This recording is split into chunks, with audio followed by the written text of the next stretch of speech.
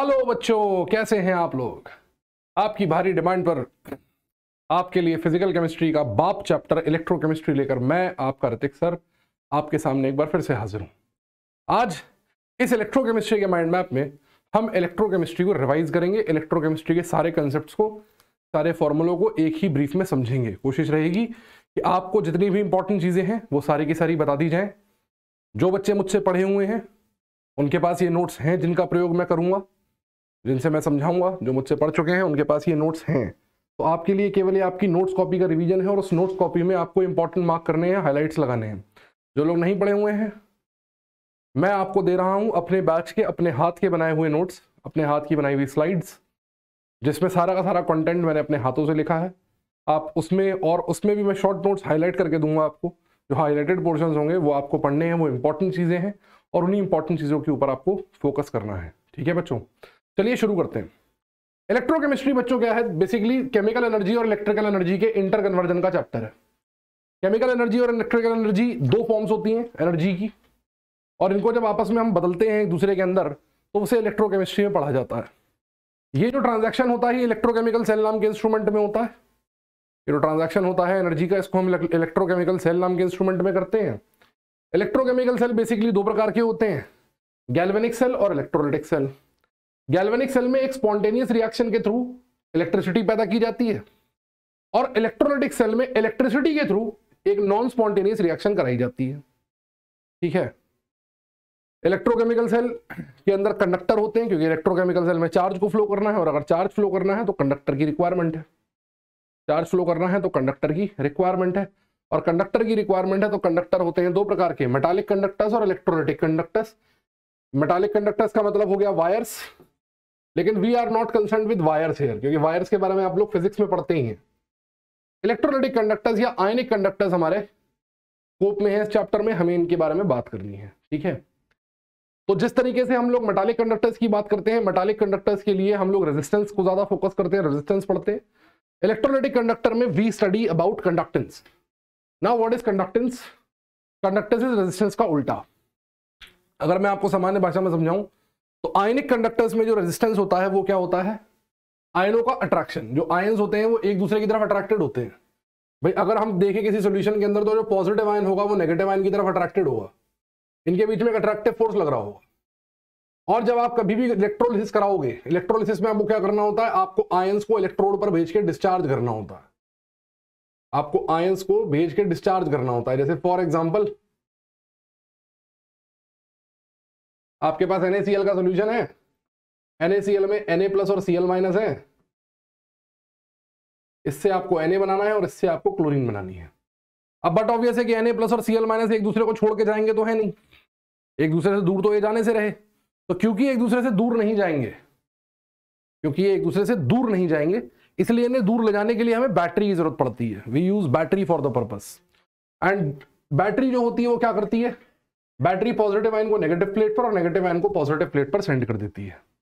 ठीक है, और इसी को हम कहते हैं कंडक्टेंस। एक दूसरे से दूर जाना कंडक्टेंस है, एक दूसरे के पास आना रेजिस्टेंस है। तो अगर रेजिस्टेंस पास आना है तो कंडक्टेंस उसका उल्टा है, मतलब एक दूसरे से दूर जाना, दूर हटना। ठीक है ना? तो कंडक्टेंस G जो होती है, कंडक्टेंस हम शो करते हैं 1/R से। R ओम्स लॉ से आप जानते हैं, R बराबर ρL/A। यहां से जब आप फॉर्मूला निकालते हैं तो फॉर्मूला निकल के आता है kappa is equal to GL/A। Important formula है, kappa is equal to GL/A। Kappa को हम लोग कंडक्टिविटी भी कहते हैं, स्पेसिफिक कंडक्टेंस भी कहते हैं। मेटल के लिए ये लेंथ ऑफ वायर होता है, एरिया ऑफ क्रॉस सेक्शन होता है, लेकिन हम तो इलेक्ट्रोलाइटिक कंडक्टर से डील कर रहे हैं। तो इलेक्ट्रोलाइटिक के केस में L होता है, वो क्या होता है? जब भी कभी आप एक इलेक्ट्रोलाइटिक सेल बनाते हैं या गैल्वेनिक सेल बनाते हैं, तब आप बेसिकली करते क्या है? इलेक्ट्रोड लगाते हैं। तो इन इलेक्ट्रोड्स के बीच की जो दूरी होती है वो दूरी कहलाती है L। और इनका जो एरिया होता है, सरफेस एरिया, जो कि सॉल्यूशन के अंदर डिप्ड होता है, जहां तक सॉल्यूशन भरा होता है, वो एरिया कहलाता है A। तो इलेक्ट्रोड जितने इसमें डूबे हुए होते हैं वो एरिया A कहलाता है, और जितनी इलेक्ट्रोड्स के बीच की दूरी होती है वो डिस्टेंस L कहलाती है इलेक्ट्रोलाइटिक कंडक्टर्स के केस में। ये देखिए, ये एरिया A है और ये दूरी L है। ठीक है, L बाई ए हर एक सेल के लिए कांस्टेंट होता है, इसे जी स्टार बुलाते हैं, सेल कांस्टेंट। L बाई ए को जी स्टार बुलाते हैं, सेल कांस्टेंट होता है। तो कप्पा आ गया निकल के बेटा जी एल बाई ए या फिर जी जी स्टार।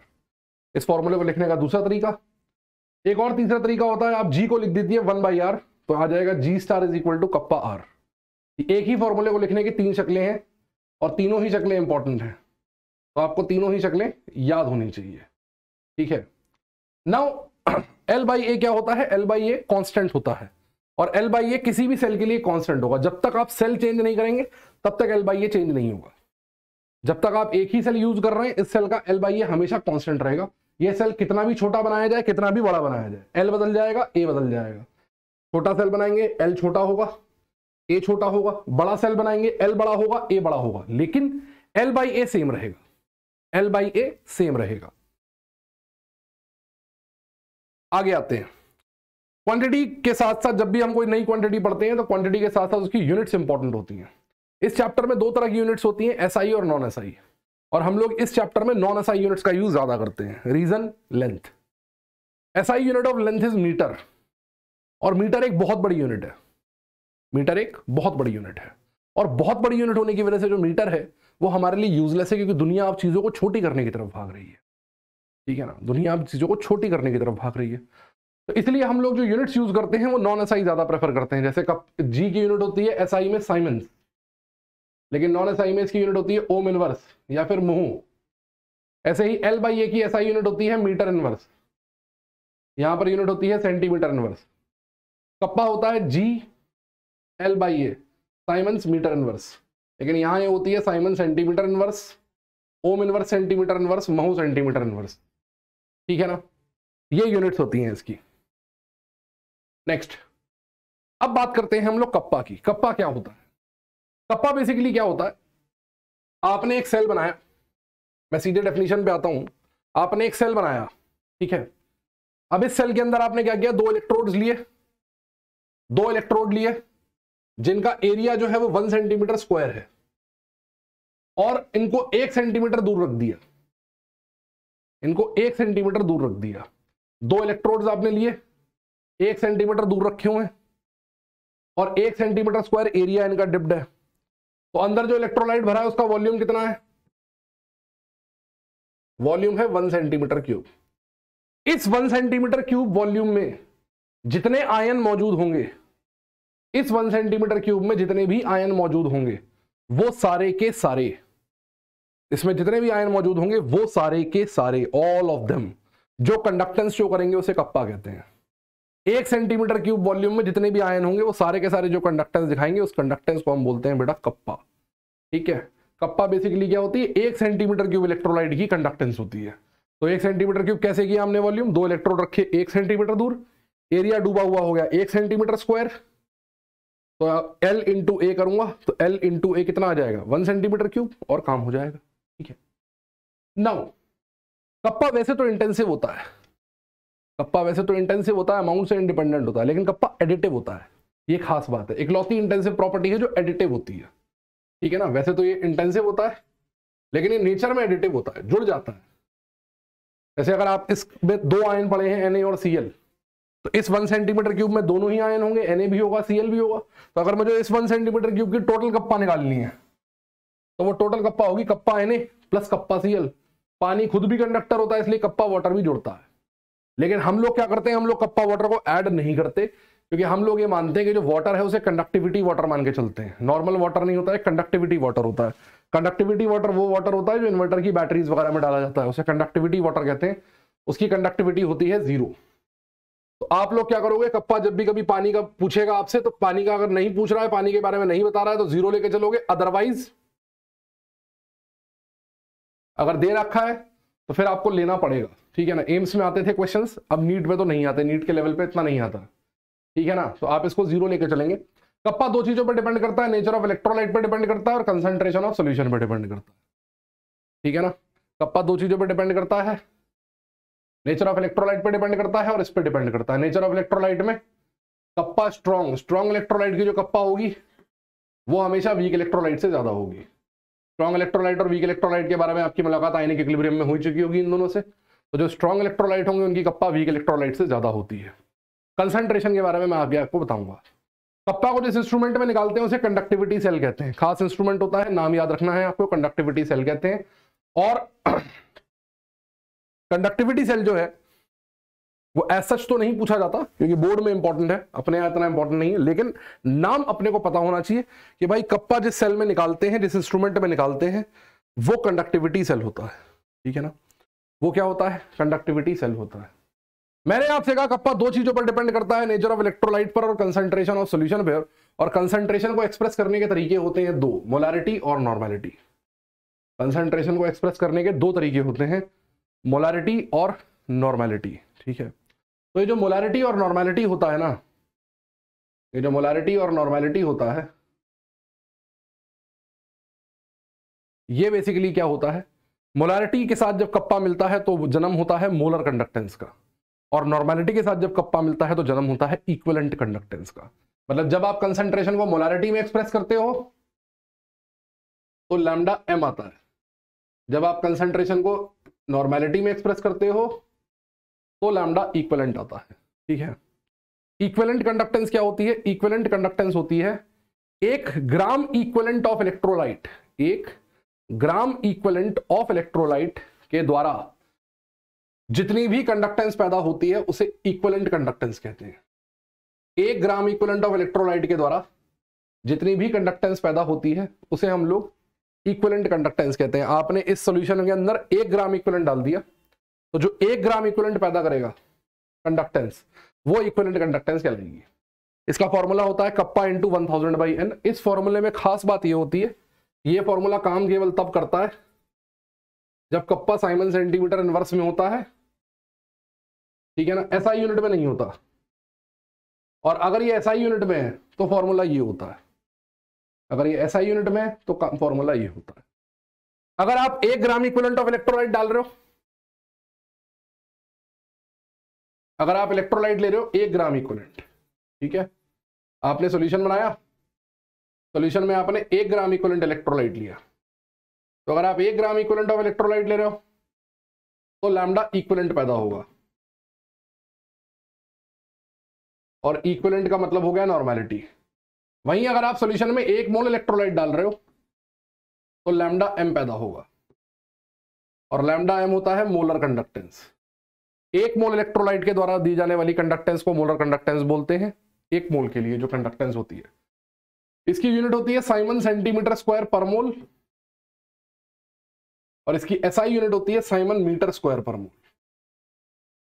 लैम्डा एम की। ऐसे इसकी यूनिट होती है साइमन मीटर स्क्वायर पर इक्विवेलेंट और साइमन सेंटीमीटर स्क्वायर पर इक्विवेलेंट, ये इसकी एसआई यूनिट होती है। ठीक है, इनके बीच में रिलेशन होता है, लैम्डा एम और लैम्डा इक्विवेलेंट रिलेटेड होते हैं थ्रू वैलेंसी फैक्टर। ये एफ जो है, ये एफ है वैलेंसी फैक्टर। ठीक है ना, valency factor, van't Hoff factor नहीं है, ये वैलेंसी फैक्टर है, जो मैंने आप लोगों को रेडॉक्स के साथ बताया था। आप लोगों ने आयनिक में भी सीखा होगा, एसिड बेस सॉल्ट का वैलेंसी फैक्टर निकालना, वही वाला वैलेंसी फैक्टर है ये। ठीक है ना, चलिए, ये तो बात हुई इलेक्ट्रोलाइटिक कंडक्टेंस की। अब बात करते हैं इलेक्ट्रोलाइटिक कंडक्टेंस को कौन कौन से फैक्टर्स अफेक्ट करते हैं, उन सारे फैक्टर्स की, कि कौन कौन से ऐसे फैक्टर्स होते हैं जो इलेक्ट्रोलाइटिक कंडक्टेंस को अफेक्ट करते हैं। पहला फैक्टर है इंटर आयनिक इंटरेक्शन। इंटर आयनिक इंटरेक्शन का मतलब है अट्रैक्शन। भाई इंटर आयनिक अट्रैक्शन बढ़ेगा, मैंने कहा आयन के पास आने की टेंडेंसी बढ़ेगी, पास आने की टेंडेंसी बढ़ेगी मतलब रेजिस्टेंस बढ़ेगा, और अगर रेजिस्टेंस बढ़ेगा मतलब कंडक्टेंस को घटने से भगवान भी नहीं रोक सकते, कंडक्टेंस घटेगा। ठीक है, पोलैरिटी ऑफ सॉल्वेंट। केमिस्ट्री में क्या होता है, पोलर सॉल्वेंट ही पोलर कंपाउंड को घोल पाता है। तो अगर इलेक्ट्रोलाइट पोलर है तो उसे घोलने के लिए जो सॉल्वेंट लगेगा वो भी पोलर ही चाहिए होगा। जितना ज्यादा सॉल्वेंट पोलर होगा उतना ज्यादा आयंस अच्छे से घुलेंगे, और जितने ज्यादा अच्छे से घुलेंगे उतना बढ़िया मूवमेंट करके दिखाएंगे। तो डाइलेक्ट्रिक कांस्टेंट ऑफ सॉल्वेंट जो होता है वो पोलैरिटी को नापता है। डाइलेक्ट्रिक कांस्टेंट ऑफ सॉल्वेंट जो होता है वो कैसे नापता है, पोलैरिटी को नापता है। तो अगर सॉल्वेंट का डाइलेक्ट्रिक कांस्टेंट बहुत ज्यादा है, सॉल्वेंट की पोलैरिटी बहुत ज्यादा है, तो आयंस को मूव करने के लिए बढ़िया मीडियम मिलेगा और कंडक्टेंस ज्यादा होगी। इसलिए अधिकतर जितने भी इलेक्ट्रोलाइटिक सॉल्यूशंस होते हैं वो सारे के सारे पानी में बनाए जाते हैं, क्योंकि नॉन लिक्विड में पानी का डाइलेक्ट्रिक कांस्टेंट मैक्सिमम होता है। ठीक है, इसलिए पानी के अंदर हम मैक्सिमम सॉल्यूशंस को बनाते हैं। ओके,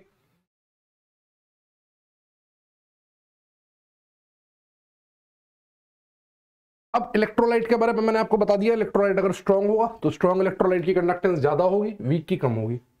जो इलेक्ट्रोलाइट जितने ज्यादा आयन पैदा करेगा उतने ज्यादा आयन प्लेटों पर पहुंचेंगे, है ना। जो इलेक्ट्रोलाइट जितने ज्यादा आयन पैदा करेगा उतने ज्यादा आयन प्लेटों पर पहुंचेंगे, जितने ज्यादा आयन प्लेटों पर पहुंचेंगे उतनी ज्यादा कंडक्टेंस होगी। अच्छा, आयन को प्लेट पर जाना है, आयन का प्लेट पर जाना ही कंडक्टेंस है, तो आयन का प्लेट पर जाना आयन की वेलोसिटी पे भी डिपेंड करेगा। आयन का प्लेट पर जाना आयन की वेलोसिटी पर भी डिपेंड करेगा। तो भाई आयन की जो वेलोसिटी होगी वो आयन के साइज पर डिपेंड करेगी। जितना छोटा आयन होगा उतना तेजी से भागेगा, बड़ा आयन होगा देर में भागेगा। जितना छोटा आयन होगा उतना तेजी से भागेगा, जितना बड़ा आयन होगा उतना देर में भागेगा। तो आयनिक मोबिलिटी साइज पर डिपेंड करती है। और जो आयन हवा में जितना छोटा होता है, जो आयन हवा में जितना छोटा होता है वो आयन पानी में उतना ही बड़ा होता है। तो हाइड्रेटेड साइज आयन का जितना ज्यादा होगा आयनिक मोबिलिटी उसकी उतनी ही कम होगी, और जितनी मोबिलिटी कम होगी उतना ही वो देर में पहुंचेगा। ये क्वेश्चन देख लीजिएगा, नीट में आया हुआ क्वेश्चन है, ये 2 बार आ चुका है ये क्वेश्चन, एक्वस वाला, ये 2 बार पूछ चुके हैं। अभी 2017-18 में भी आया था एक बार, और एक बार पहले भी आ चुका है, तो ये 2 बार पूछ चुके हैं। इनऑर्गेनिक में भी पूछा जाता है, इलेक्ट्रोकेमिस्ट्री में पूछा जाता है आयनिक मोबिलिटी का क्वेश्चन, कि भाई जो आयन हवा में जितना छोटा वो आयन, ये वाला भी नीट का पीवाईक्यू है। इसमें हमने NaCl, H3PO4, Na2SO4 और N3PO4 को कंपेयर किया है। इसमें H3PO4 वीक एसिड है तो वीक इलेक्ट्रोलाइट होगा, ये तीनों स्ट्रॉन्ग इलेक्ट्रोलाइट हैं। इनमें हमने आयन गिन के सॉल्व किया है, जिसके आयन जितने ज्यादा वो उतना अच्छा कंडक्टर। नाउ नेक्स्ट आता है टेम्परेचर। भाई टेम्परेचर बढ़ाओगे आयंस गैस के मॉलिक्यूल्स की तरह बिहेव करते हैं, टेम्परेचर बढ़ाओगे काइनेटिक एनर्जी बढ़ेगी, काइनेटिक एनर्जी बढ़ेगी, जबरदस्ती भागेंगे, तेजी के साथ भागेंगे, जबरदस्त भागेंगे, तेजी के साथ भागेंगे, जल्दी जल्दी प्लेटों पर पहुंचेंगे। और प्लेटों पर पहुंचेंगे तो प्लेटों पर पहुंचने से क्या होगा, प्लेटों पर पहुंचेंगे तो प्लेटों पर पहुंचने से कंडक्टेंस बढ़ेगी, कंडक्टेंस बढ़ेगी, रेजिस्टेंस घटेगा, as simple as that. Conductance बढ़ेगी, रेजिस्टेंस घटेगा, as simple as that. Now dilution. Dilution का मतलब होता है बेटा एडिशन ऑफ सॉल्वेंट। डाइल्यूशन का मतलब होता है एडिशन ऑफ सॉल्वेंट। सॉल्वेंट का जब आप एडिशन करते हो तो आप क्या करते हो, आयंस को मूवमेंट के लिए स्पेस देते हो। जब आप सॉल्वेंट का एडिशन करते हो तो आप क्या करते हो, आप आयंस को मूवमेंट के लिए स्पेस देते हो। बेसिकली क्या करते हो आप आयंस को मूव करने के लिए स्पेस देते हो। पहले आयंस इतने सॉल्वेंट में मूव कर रहे थे, अब आपने और सॉल्वेंट डाल दिया तो आयंस के बीच में मूवमेंट का जो स्पेस है वो बढ़ गया। अगर मूवमेंट का स्पेस बढ़ गया तो आयन के बीच में दूरी बढ़ गई, और अगर आयन के बीच में दूरी बढ़ गई, आयनों के बीच में अगर दूरी बढ़ गई तो कंडक्टिविटी, दूरी बढ़ गई रेजिस्टेंस कम हो गया, रेजिस्टेंस कम हो गया कंडक्टेंस बढ़ गया, कंडक्टेंस बढ़ गया। ठीक है, लेकिन कंडक्टिविटी घट जाती है। क्यों घट जाती है कंडक्टिविटी? जब आप सॉल्वेंट मिलाते हो तो कंडक्टिविटी घट जाती है। क्यों कंडक्टिविटी घट जाती है? देखिए कंडक्टिविटी होती है 1 सेंटीमीटर क्यूब की कंडक्टेंस। अब मान लीजिए ये 1 सेंटीमीटर क्यूब है, 1 सेंटीमीटर क्यूब है। अभी इसमें कुछ आयंस हैं, अभी इसमें कुछ आयंस हैं, और वो अभी इसके अंदर मौजूद है, इसके अंदर बंद है। मैंने इसके अंदर क्या किया, थोड़ा सा सॉल्वेंट और मिला दिया। अगर मैं इसमें थोड़ा सॉल्वेंट और मिला दूं तो ये आयन से सॉल्वेंट में भी भागेंगे, यानी यहां पर जो आयन की संख्या है वो क्या हो जाएगी, कम हो जाएगी। भाई अगर मान लो इसके अंदर 1 लीटर सॉल्वेंट पड़ा है और इसके अंदर इस समय 1000 आयन है 1 सेंटीमीटर क्यूब में, मैंने जैसे ही 2 लीटर करूंगा तो आयन तो पूरे में फैलेंगे ना। तो 2 लीटर होते ही इसके अंदर कितने आयन रह जाएंगे, 1000 की जगह 500 रह जाएंगे। और अगर ये 500 रह गए तो इसका मतलब कंडक्टिविटी तो कम होगी, लेकिन कंडक्टेंस इस 1 सेंटीमीटर क्यूब की नहीं नपती, कंडक्टेंस पूरे सॉल्यूशन की नपती है। और पूरे सॉल्यूशन में बेसिकली क्या होगा, कंडक्टेंस बढ़ेगी। तो जैसे जैसे कंसंट्रेशन बढ़ाते जाओगे, घटाते जाओगे, वैसे वैसे कंडक्टेंस बढ़ती जाएगी। जैसे NaCl का कौन सा सॉल्यूशन मैक्सिमम कंडक्टेंस दिखाएगा, 0.001 मोलर। जितना डाइल्यूट सॉल्यूशन उतनी ज्यादा कंडक्टेंस। कंडक्टिविटी में होता है उल्टा, कंडक्टिविटी में होता है उल्टा, जितना डाइल्यूट सॉल्यूशन उतनी कम कंडक्टिविटी, कप्पा उतना कम, लैम्डा एम और लैम्डा इक्विवेलेंट उतना ही ज्यादा। ठीक है, लैम्डा एम और लैम्डा इक्विवेलेंट उतना ही ज्यादा। अभी मैंने आपको बताया डाइल्यूशन बढ़ाएंगे, डाइल्यूशन बढ़ाने पर लैम्डा एम और लैम्डा इक्विवेलेंट बढ़ेंगे। ठीक है ना, ये भी तो कंडक्टेंस ही है, मोलर कंडक्टेंस या मोलर कंडक्टिविटी है तो बेसिकली कंडक्टेंस ही ना। तो बेसिकली ये दोनों बढ़ेंगे। अब होगा क्या बच्चों, होगा ये स्ट्रॉन्ग इलेक्ट्रोलाइट जो होता है उसकी अल्फा 1 होती है, वो हर डाइल्यूशन पे पूरा पूरा टूटा हुआ होता है। उसकी जितनी औकात होती है, जितने आयन वो बना के दे सकता है सारे दे देता है। आपने उसे पानी में डाला, भले ही आपने उसे 4 बूंद पानी में डाला तो भी वो पूरा टूट जाएगा। आप उसे बाल्टी पर पानी में घोल दोगे तो भी पूरा ही टूटा रहेगा। ठीक है, तो स्ट्रॉन्ग इलेक्ट्रोलाइट के केस में क्या होता है, केवल स्पेस वैरी करता है। आप पानी मिलाते जाओगे, स्पेस वैरी करता जाएगा, पानी मिलाते जाओगे, आयंस के बीच की दूरी वैरी करती जाएगी, दैट्स ऑल, और कुछ चेंज नहीं होगा। लेकिन वीक इलेक्ट्रोलाइट जो होते हैं वो हमेशा पूरे पूरे नहीं टूटे होते, उनकी अल्फा कंसंट्रेशन घटाने पर बढ़ती है, डिग्री ऑफ डिसोसिएशन कंसंट्रेशन घटाने पर बढ़ती है। आयनिक में पढ़ा होगा आप लोगों ने, है ना, ओस्टवाल्ड डाइल्यूशन लॉ कहते हैं इसे। क्या कहते हैं इसे? ओस्टवाल्ड डाइल्यूशन लॉ कहते हैं इसको। तो ओस्टवाल्ड डाइल्यूशन लॉ की वजह से क्या होगा, नंबर ऑफ आयंस बढ़ेंगे, और नंबर ऑफ आयंस जो होते हैं वो क्या करेंगे, वो लैम्डा एम और लैम्डा इक्विवेलेंट को बढ़ाएंगे। तो अगर कोई आपसे पूछेगा कि किसी सेम कंसंट्रेशन पर स्ट्रॉन्ग इलेक्ट्रोलाइट और वीक इलेक्ट्रोलाइट में किसकी कंडक्टेंस ज्यादा होगी, किसकी ज्यादा होगी, तो स्ट्रॉन्ग की हमेशा ज्यादा होगी, वीक की हमेशा कम होगी। लेकिन अगर मैं आपको एक रेंज दे दूं कि भाई इस कंसंट्रेशन से इस कंसंट्रेशन के बीच में, मुझे पता है मैं स्ट्रॉन्ग वाले को भी डाइल्यूट करूंगा उसकी भी बढ़ेगी, वीक वाले को डाइल्यूट करूंगा उसकी भी बढ़ेगी, किसकी ज्यादा बढ़ेगी, किसकी ज्यादा बढ़ेगी, तो वीक वाले की ज्यादा बढ़ेगी, ठीक है ना, वीक वाले की ज्यादा बढ़ेगी। अब बढ़ते बढ़ते बढ़ते बढ़ते कब तक बढ़ती चली जाएगी, आप पानी मिलाते जाओगे कब तक बढ़ती चली जाएगी। भाई आपके पास एक सॉल्यूशन है इलेक्ट्रोलाइट का, आपने इसमें सॉल्वेंट यानी कि पानी मिलाना शुरू कर दिया, पानी मिलाना शुरू किया, लैम्डा एम बढ़ता चला गया, लैम्डा एम बढ़ता चला गया, थोड़ा और पानी मिलाया और बढ़ा, थोड़ा और पानी मिलाया और बढ़ा, थोड़ा और पानी मिलाया और बढ़ा, थोड़ा और पानी मिलाया और बढ़ा। ऐसा तो जिंदगी भर बढ़ता ही रहेगा ये, ऐसा नहीं होता। एक स्टेज ऐसी आ जाएगी जहां के बाद इसकी वैल्यू चेंज नहीं होगी, एक स्टेज ऐसी आ जाएगी जिसके बाद मान लो इतना पानी मिलाने के बाद अब वैल्यू चेंज नहीं हो रही। इसे कहते हैं लिमिटिंग मोलर कंडक्टेंस, मतलब ये इस इलेक्ट्रोलाइट की मैक्सिमम औकात है। लिमिटिंग मोलर कंडक्टेंस जो है ये इस इलेक्ट्रोलाइट की मैक्सिमम औकात है, इससे ज्यादा कंडक्टेंस दिखा ही नहीं सकता, इससे ज्यादा कंडक्टेंस ये दिखा ही नहीं सकता। इसे कहते हैं लिमिटिंग मोलर कंडक्टेंस। और लिमिटिंग मोलर कंडक्टेंस तब निकालते हैं ना बहुत ज्यादा सॉल्वेंट पड़ा होता है। बहुत ज्यादा सॉल्वेंट का मतलब डाइल्यूशन इनफाइनाइट हो जाता है। जब बहुत ज्यादा सॉल्यूशन पड़ा होता है ना तो मतलब डाइल्यूशन इनफाइनाइट हो जाता है, ठीक है। डाइल्यूशन क्या हो जाता है, इनफाइनाइट हो जाता है। इसे बोलते हैं इनफाइनाइट डाइल्यूशन, कि भाई बहुत ज्यादा डाइल्यूट सॉल्यूशन में जब निकालते हैं तो बोलते हैं इनफाइनाइट डाइल्यूशन आ गया है। और अगर इनफाइनाइट डाइल्यूशन आ गया है तो लिमिटिंग मोलर कंडक्टेंस आ जाती है। अगर हम स्ट्रॉन्ग इलेक्ट्रोलाइट के लिए देखें, अगर हम स्ट्रॉन्ग इलेक्ट्रोलाइट के लिए देखें तो स्ट्रॉन्ग इलेक्ट्रोलाइट के लिए लिमिटिंग मोलर कंडक्टेंस जो होती है वो निकलती है डेबाई-हकल इक्वेशन से। स्ट्रॉन्ग इलेक्ट्रोलाइट के लिए देखें तो वो निकलती है डेबाई-हकल इक्वेशन से। अब ये डेबाई-हकल इक्वेशन होती है lambda M equal to lambda M infinite minus B under root C. Curve अगर हम प्लॉट करें तो वो कर्व आता है स्ट्रेट लीनियर, कुछ ऐसा, ये वाला कर्व केसीएल के लिए बनाया गया, कुछ ऐसा कर्व, ठीक है, ओके। ये वाली लाइन है, सॉलिड कर दे रहा हूं इस लाइन को, ये लाइन है, ये केसीएल के लिए कर्व है, इस कर्व, ठीक है। और वीक इलेक्ट्रोलाइट के लिए यही कर्व अगर आप बनाएंगे तो वो इस तरीके से आएगा। स्ट्रॉन्ग इलेक्ट्रोलाइट का लैम्डा एम इनफिनिटी, हम इस कर्व को पीछे बढ़ा के निकाल लेते हैं, एक्स्ट्रापोलेट करके निकाल लेते हैं, पीछे की तरफ खींचते हैं इस कर्व को, लाइन होती है इसे बढ़ाते चले जाते हैं, जहां ये काट जाती है वहां पर कंसंट्रेशन जीरो, और जहां कंसंट्रेशन जीरो वहां dilution infinite, lambda M infinity आ गया। लेकिन वीक इलेक्ट्रोलाइट के केस में ऐसा नहीं होता राजा, वीक इलेक्ट्रोलाइट का कर्व कहीं काटता ही नहीं है। इसलिए वीक इलेक्ट्रोलाइट के केस में हमें जरूरत पड़ती है कुलराश लॉ की। वीक इलेक्ट्रोलाइट की लैम्डा एम इनफाइनाइट निकालने के लिए हमें जरूरत पड़ती है कुलराश लॉ की। कुलराश क्या कहता है? कुलराश ये कहता है कि भैया ऐसा है कि जब आप आयंस को इनफाइनाइट डाइल्यूशन पर ले जाते हो, मतलब आप इतना ज्यादा सॉल्वेंट मिला देते हो कि आयंस के बीच की दूरी बहुत ज्यादा बढ़ गई।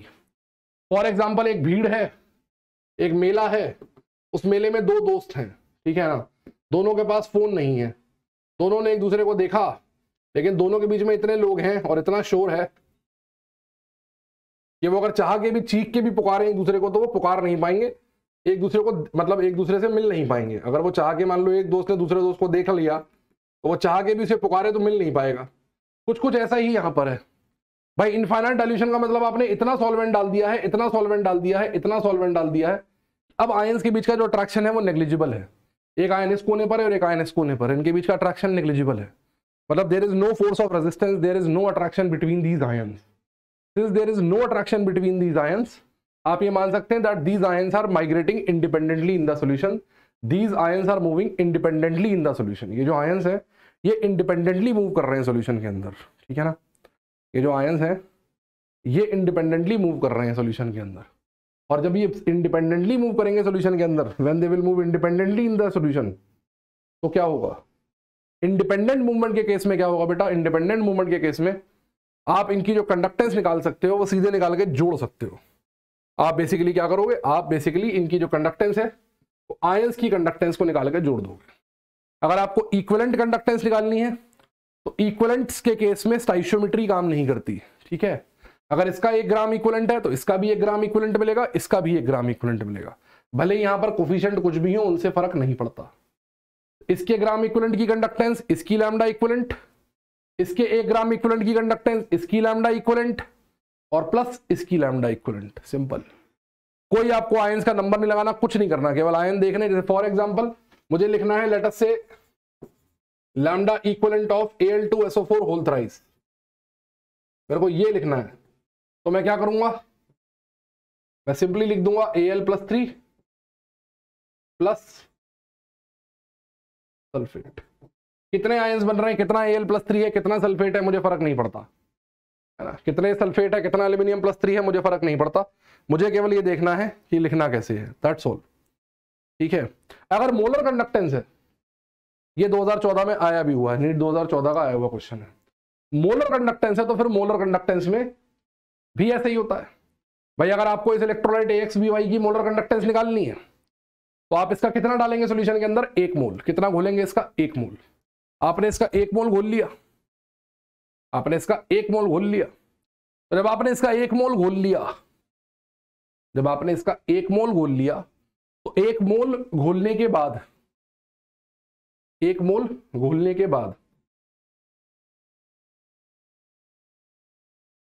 इसके 1 मोल से x मोल ये मिला और y मोल ये मिला, क्योंकि सॉल्यूशन के अंदर 1 मोल AXBY पड़ा है तो इसकी कंडक्टेंस है वही मोलर कंडक्टेंस लैम्डा इनफाइनाइट। लेकिन इसका x मोल पड़ा है, 1 मोल की लैम्डा m होती है, लेकिन ये x × होगा क्योंकि इसके मोल है x। ऐसे इसके 1 मोल की कंडक्टेंस होगी ये, लेकिन इसका 1 मोल नहीं पड़ा, इसके y मोल पड़े। इसका 1 मोल नहीं पड़ा, इसके y मोल पड़े, ठीक है ना। इसके कितने मोल पड़े हैं? y मोल पड़े हैं। तो क्योंकि इसके y मोल पड़े हैं इसलिए यहां पर जो पिक्चर है वो थोड़ी सी डिफरेंट हो जाएगी। मोलर कंडक्टेंस के केस में आपको कोफिशिएंट्स को मल्टीप्लाई करना पड़ेगा। जैसे अगर मैं मोलर कंडक्टेंस लिखूंगा, वही Al2SO4 होल थ्राइस वाला एग्जांपल लेता हूं, तो मेरे को अगर इसकी मोलर कंडक्टेंस लिखनी है तो मैं लिखूंगा 2 × molar conductance of Al+3 plus 3 × molar conductance of sulphate. अब मुझे आयंस का नंबर मेंशन करना पड़ेगा, कितने कितने आयंस हैं अब मुझे मेंशन करना पड़ेगा, ठीक है। ये अंतर होता है, ये देख लीजिए। बहुत सारे क्वेश्चंस आप लोगों ने कोलरास लॉ पे किए होंगे, जैसे वीक इलेक्ट्रोलाइट का लैम्डा m और लैम्डा इनफाइनाइट निकालना। एक क्वेश्चन मैंने यहाँ पर डाल दिया, आप लोगों ने देखे होंगे इस टाइप के क्वेश्चंस, खूब सारे किए भी होंगे, है ना। बेसिकली इसकी जो अच्छी एप्लीकेशन है वो ये वाली है, ठीक है ना। इसकी जो अच्छी एप्लीकेशन है वो ये वाली है। अगर आपको कोलरास लॉ आता है, कोलरास लॉ से आप किसी भी वीक इलेक्ट्रोलाइट की अल्फा निकाल सकते हैं। अल्फा होता है lambda MC upon lambda m infinite, lambda MC upon lambda m infinite, किसी भी कंसंट्रेशन पे molar conductance upon infinite dilution पर मोलर कंडक्टेंस या फिर limiting molar conductance, maximum conductance. भाई मान लीजिए कोई इलेक्ट्रोलाइट, भाई हम ये जानते हैं कोई भी इलेक्ट्रोलाइट कंडक्टेंस कब शो करेगा? जब आयन बनाएगा, और आयन तब पैदा करेगा जब डिसोसिएट होगा। अब किसी इलेक्ट्रोलाइट की मैक्सिमम औकात 100 आयन बनाने की है ना, जो उसकी मैक्सिमम औकात है, जो मैक्सिमम कंडक्टेंस वो शो कर सकता है वो 100 आयंस की कंडक्टेंस शो कर सकता है। मान लीजिए कभी किसी समय पर एक सिचुएशन पे वो इलेक्ट्रोलाइट 50 आयन की कंडक्टेंस दिखा रहा है, मान लीजिए किसी सिचुएशन पे किसी कंसंट्रेशन पे 50 आयन की कंडक्टेंस के बराबर कंडक्टेंस वो दिखा रहा है। इस बात का क्या मतलब है? इस बात का मतलब ये है कि वो जो इलेक्ट्रोलाइट है वो केवल 50% ही डिसोसिएटेड है, क्योंकि अगर वो 50% डिसोसिएटेड है तो 50% आयंस बना रहा है, और अगर 50% आयंस बना रहा है दैट मींस वो अभी हाफ डिसोसिएटेड है। तो हमने कैसे निकाल लिया? 50/100। यही चीज हमने यहां पर करी, इसी कॉमन सेंस को हमने फॉर्मूला बना दिया, lambda MC upon lambda m infinite. अब इसके अंदर क्या होता है? इसके अंदर एक क्वेश्चन बड़ा इंपॉर्टेंट है जो सीधे सीधे पेपर में पूछा जाता है कि वीक एसिड के लिए आपने आयनिक में पढ़ा होगा C α² / 1 - अल्फा, पढ़ा होगा ना। इसमें जब आप अल्फा की वैल्यू को पुट करते हैं lambda M C upon lambda infinite, तो के का ये एक्सप्रेशन बनता है। इस पर न्यूमेरिकल करने को कभी नहीं आएगा इस एक्सप्रेशन पे, लेकिन ये एक्सप्रेशन एज सच बहुत इंपॉर्टेंट है क्योंकि ये 2 बार पूछा जा चुका है एआईपीएमटी में। एज सच बहुत ज्यादा इंपॉर्टेंट है, ठीक है ना, ये 2 बार पूछा जा चुका है। ठीक है, क्लियर है। एआईपीएमटी का पीवाईक्यू है, बड़ा इंपॉर्टेंट है, ध्यान दीजिए। तो ये बात हुई हमारी कंडक्टेंस की कहानी समाप्त हुई। कंडक्टेंस के बाद आते हैं इलेक्ट्रोलिसिस में प्रोडक्ट्स को निकालने पर कि प्रोडक्ट्स की क्वांटिटी कितनी कितनी निकलती है, कि आप कितने करंट से कितनी क्वांटिटी निकाल सकते हैं। आप जो क्वांटिटी निकाल रहे हैं इलेक्ट्रोलिसिस अगर कर रहे हैं, उससे जो प्रोडक्ट बन रहा है उसकी कितनी मात्रा कितने करंट से निकलेगी, वो आपको देखना है। उसके लिए सबसे पहली चीज जो आपको देखनी है वो ये देखनी है कि जब आप 1 फैराडे का चार्ज का मतलब होता है 1 मोल इलेक्ट्रॉन का चार्ज। जब आप 1 मोल इलेक्ट्रॉन वैल्यू होती है 96,500 कूलम, कैलकुलेशन की ईज के लिए लेते हैं। 1 फैराडे चार्ज जब आप किसी मेटल के आयन के सॉल्यूशन में, मेटल के सॉल्ट के सॉल्यूशन में पास कराते हैं, जब आप 1 फैराडे चार्ज किसी मेटल के सॉल्ट के सॉल्यूशन में पास कराते हैं, तो वो पास कराने पर क्या होता है, जो वेट मिलता है उस वेट को हम लोग इक्विवेलेंट वेट कहते हैं। मैंने आपसे रिडॉक्स में कहा था मैं आपको इक्विवेलेंट वेट तब डिफाइन करूंगा, उसे इक्विवेलेंट वेट कहते हैं। 1 फैराडे चार्ज से जो वेट ऑफ मेटल मिलता है उसे हम लोग इक्विवेलेंट वेट कहते हैं। क्या बोलते हैं बेटा, उसे हम लोग इक्विवेलेंट वेट बोलते हैं। या फिर मैं बोलूं कि 1 फैराडे चार्ज पास कराने पर हमें प्रोडक्ट का 1 ग्राम इक्विवेलेंट मिलता है। 1 फैराडे चार्ज पास कराएंगे आपको 1 ग्राम इक्विवेलेंट ऑफ प्रोडक्ट मिलेगा, या फिर आपको जो वेट मिलेगा वो वेट इक्विवेलेंट वेट के बराबर होगा। देख लीजिए मैंने ये निकाले हुए हैं इक्विवेलेंट्स, सबके 111 आ रहे हैं। ठीक है, आप लोगों ने पढ़ लिया होगा, अब तो आप रिवीजन ही कर रहे हैं, ये सर आप पढ़ चुके हैं। अब आइए फैराडेज फर्स्ट लॉ।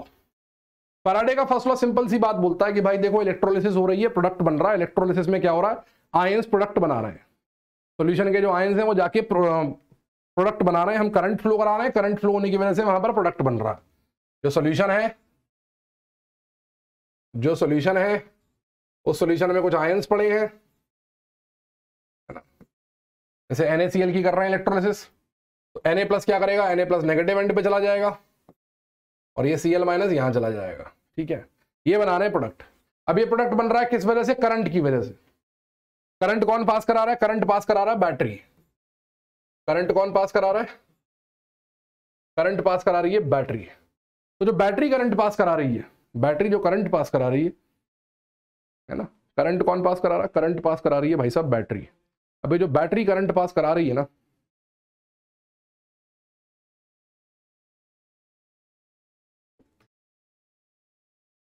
तो भाई जितना करंट आप पास कराओगे, जितना चार्ज पास कराओगे, उतना ज्यादा प्रोडक्ट मिलेगा। ये फैराडे का फर्स्ट लॉ है। जितना चार्ज ज्यादा जाएगा, क्यू ज्यादा, तो वेट ज्यादा, ये ज्यादा, ये ज्यादा, सिंपल सी बात है। ठीक है, फॉर्मूला बन जाता है भाई साहब W = EQ अपॉन 96,500 या फिर EIT अपॉन 96,500। ये फॉर्मूला होता है फर्स्ट लॉ का। ठीक है ना, ये सारा का सारा फॉर्मूला होता है फर्स्ट लॉ का। अच्छा जी, वेट अपॉन इक्विवेलेंट वेट अगर मैं इसको लिख दूं, देखो ऐसे करके, W = EQ अपॉन 96,500, तो ये आ जाएगा निकल के वेट अपॉन इक्विवेलेंट वेट बराबर Q अपॉन 96,500। Q कूलम में है, ठीक है, और वेट अपॉन इक्विवेलेंट वेट को हम बोलते हैं ग्राम इक्विवेलेंट। ये लिखा हुआ है सामने, लिखा है। और ग्राम इक्विवेलेंट होता है मोल इनटू फैक्टर, तो मोल इनटू फैक्टर बराबर Q अपॉन 96,500। ये इसकी दूसरी फॉर्म होती है। गैसेस के केस में जब अपन मोल निकालते हैं तो एक फॉर्मूला मैंने आपको बताया था मोल निकालने के लिए, वॉल्यूम एट STP अपॉन 22.4।